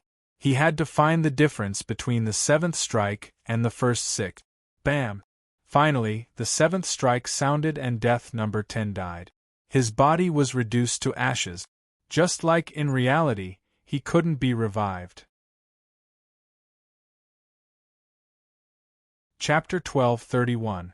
Zhou hurriedly summoned Banana Fairy, the 3 golden battle gods, the heavenly Azura, the limitless demon dragon king, and the Emperor's 3 swords and got them to charge towards the door. With a series of gunshots, apart from the Emperor's 3 swords being held by Zhou and not being killed, the other Terragrade companion beasts were killed with a single shot. They didn't even have the chance to dodge and were almost killed. The reason why it was said to be almost was because the first bullet that shot at the Heavenly Azura had been dodged by the Heavenly Azura. However, it was followed up with another shot, and the Heavenly Azura was still killed. He actually dodged it? Zhou was greatly surprised that the Heavenly Azura could dodge the shot. He originally believed that apart from taking it head-on like death number 10, it would be very difficult for him to fight a Calamity Grade expert head-on. However, the Heavenly Azura's dodging of the shot made Zhou see another possibility. The Heavenly Azura's ability to dodge was naturally due to luck and good fortune. With pure speed, the Heavenly Azura definitely couldn't dodge. After all, he couldn't even dodge Zhou's teleportation in time. No matter how fast the Heavenly Azura was, he couldn't be faster than Zhou. If luck and fortune can be dodged, there might be a way. Zhou thought of the heavenly men in the heavenly realm. Those heavenly men had luck and fortune skills, and they had the companion form of Heavenly Robe. Zhou thought that if the luck and fortune of Heavenly Robe and Heavenly Azura Blade could be augmented on him, he might be able to dodge Calamity Grade bullet. The augmentation effects of luck and fortune were most afraid of large-scale attacks, but from the looks of it, the Calamity Grade in the door didn't seem to have any area of effect attacks. If it was only used to dodge bullets, luck and fortune were extremely useful. I wonder if the Celestials in the Celestial Realm have other companion forms. If I have gloves, hats, boots, or something like that, I can get a set of equipment that increases luck and fortune. Together with my beloved little tiger, I might really be able to dodge the bullets of a Calamity Grade super. With this in mind, Zhou felt an itch in his heart. He wished he could head to the Heavenly Realm to grind some heavenly men again. However, Netherworld City in-game was just too difficult. Without Li Xian's help, Zhou could barely attempt the other punishments, but the final 1,000-year dream was just too difficult. Zhou wasn't confident. Is there no other way to clear Netherworld City? Zhou opened the Netherworld City dungeon and planned on studying it. While Zhou was studying Netherworld City, the various factions were vying for the opportunity to analyze the 7th strike. In the past few days, no one had challenged the Venus dimensional zone. They were all thinking of solutions. From the looks of the current situation, the dimension indeed didn't have much control over the magic cube operation. Otherwise, they would definitely have given the League of Defender the green light. From the looks of it, the League of Defender didn't receive such preferential treatment. The various major powers were also searching for the Leaky King's whereabouts. They wanted to find out who he was and whether they could use him. If he couldn't use them, it would be best to get rid of them. This ability to move freely in the Venus dimensional zone was just too terrifying. If he could go to Venus, he could go anywhere on Earth. With such a person around, many people couldn't sleep or eat in peace. Many ordinary people were also discussing the Leaky King. Many media outlets had specially created a special on the Leaky King. They even made a table to count how many good items the Leaky King had picked up. According to the statistics, the Leaky King had already picked up 2 golden battle god companion eggs and a skeleton's bone. It was unknown if it was a companion egg or a dimensional crystal. He had also picked up 7 mythical companion eggs, and even more dimensional crystals. This count immediately made many people's eyes turn red. In just a few days, the benefits the Leaky King had obtained had already exceeded the savings of the Federation's top experts. Many people jumped out to condemn the Leaky King, believing that his character was low and that he shouldn't have done such a despicable thing. There were also experts who suggested that the Leaky King should donate the companion eggs he had obtained for the Federation to study. It would also help humanity conquer the Venus dimensional zone earlier. This triggered another huge war of words online. Some people believed that the Leaky King should donate it or at least cooperate with the research. Others believed that the Leaky King had obtained it through his own abilities. He had risked his life for it, so why should he hand it over to the Federation? Zhouwen occasionally paid attention to the Rubik's Cube situation and saw these discussions. He had no thoughts about it. He had no intention of donating it at all. It wasn't completely because he couldn't bear to part with it. Another reason was that no one on Earth knew the Venus dimensional zone better than him. Who could study it faster than him? However, this matter gave Zhouwen a wake-up call. It's indeed a little troublesome to grind for Heaven Dao. Furthermore, there might not be a complete set of gloves or boot. Instead of going through so much trouble, why don't I try exchanging for a companion beast that brings happiness and luck from others? Zhouwen only had this thought in mind. He hadn't thought of a specific method. Furthermore, luck and luck were rare abilities. For example, an epic lucky baby tiger could be sold for an astronomical price. Mythical and Terragrade were even more valuable. Even if others had them, they might not be willing to exchange for them. Momentarily unable to think of a good transaction method, Zhouwen could only continue studying the method to clear Netherworld City. At the same time, he waited for the Venus dungeon to respawn or for other creatures to rush into the Venus dimensional zone. For 2 consecutive days, no creatures entered the Venus dimensional zone. Zhouwen grinded the Venus dungeon twice more. Every time, Death God number 10 died at the 7th shot.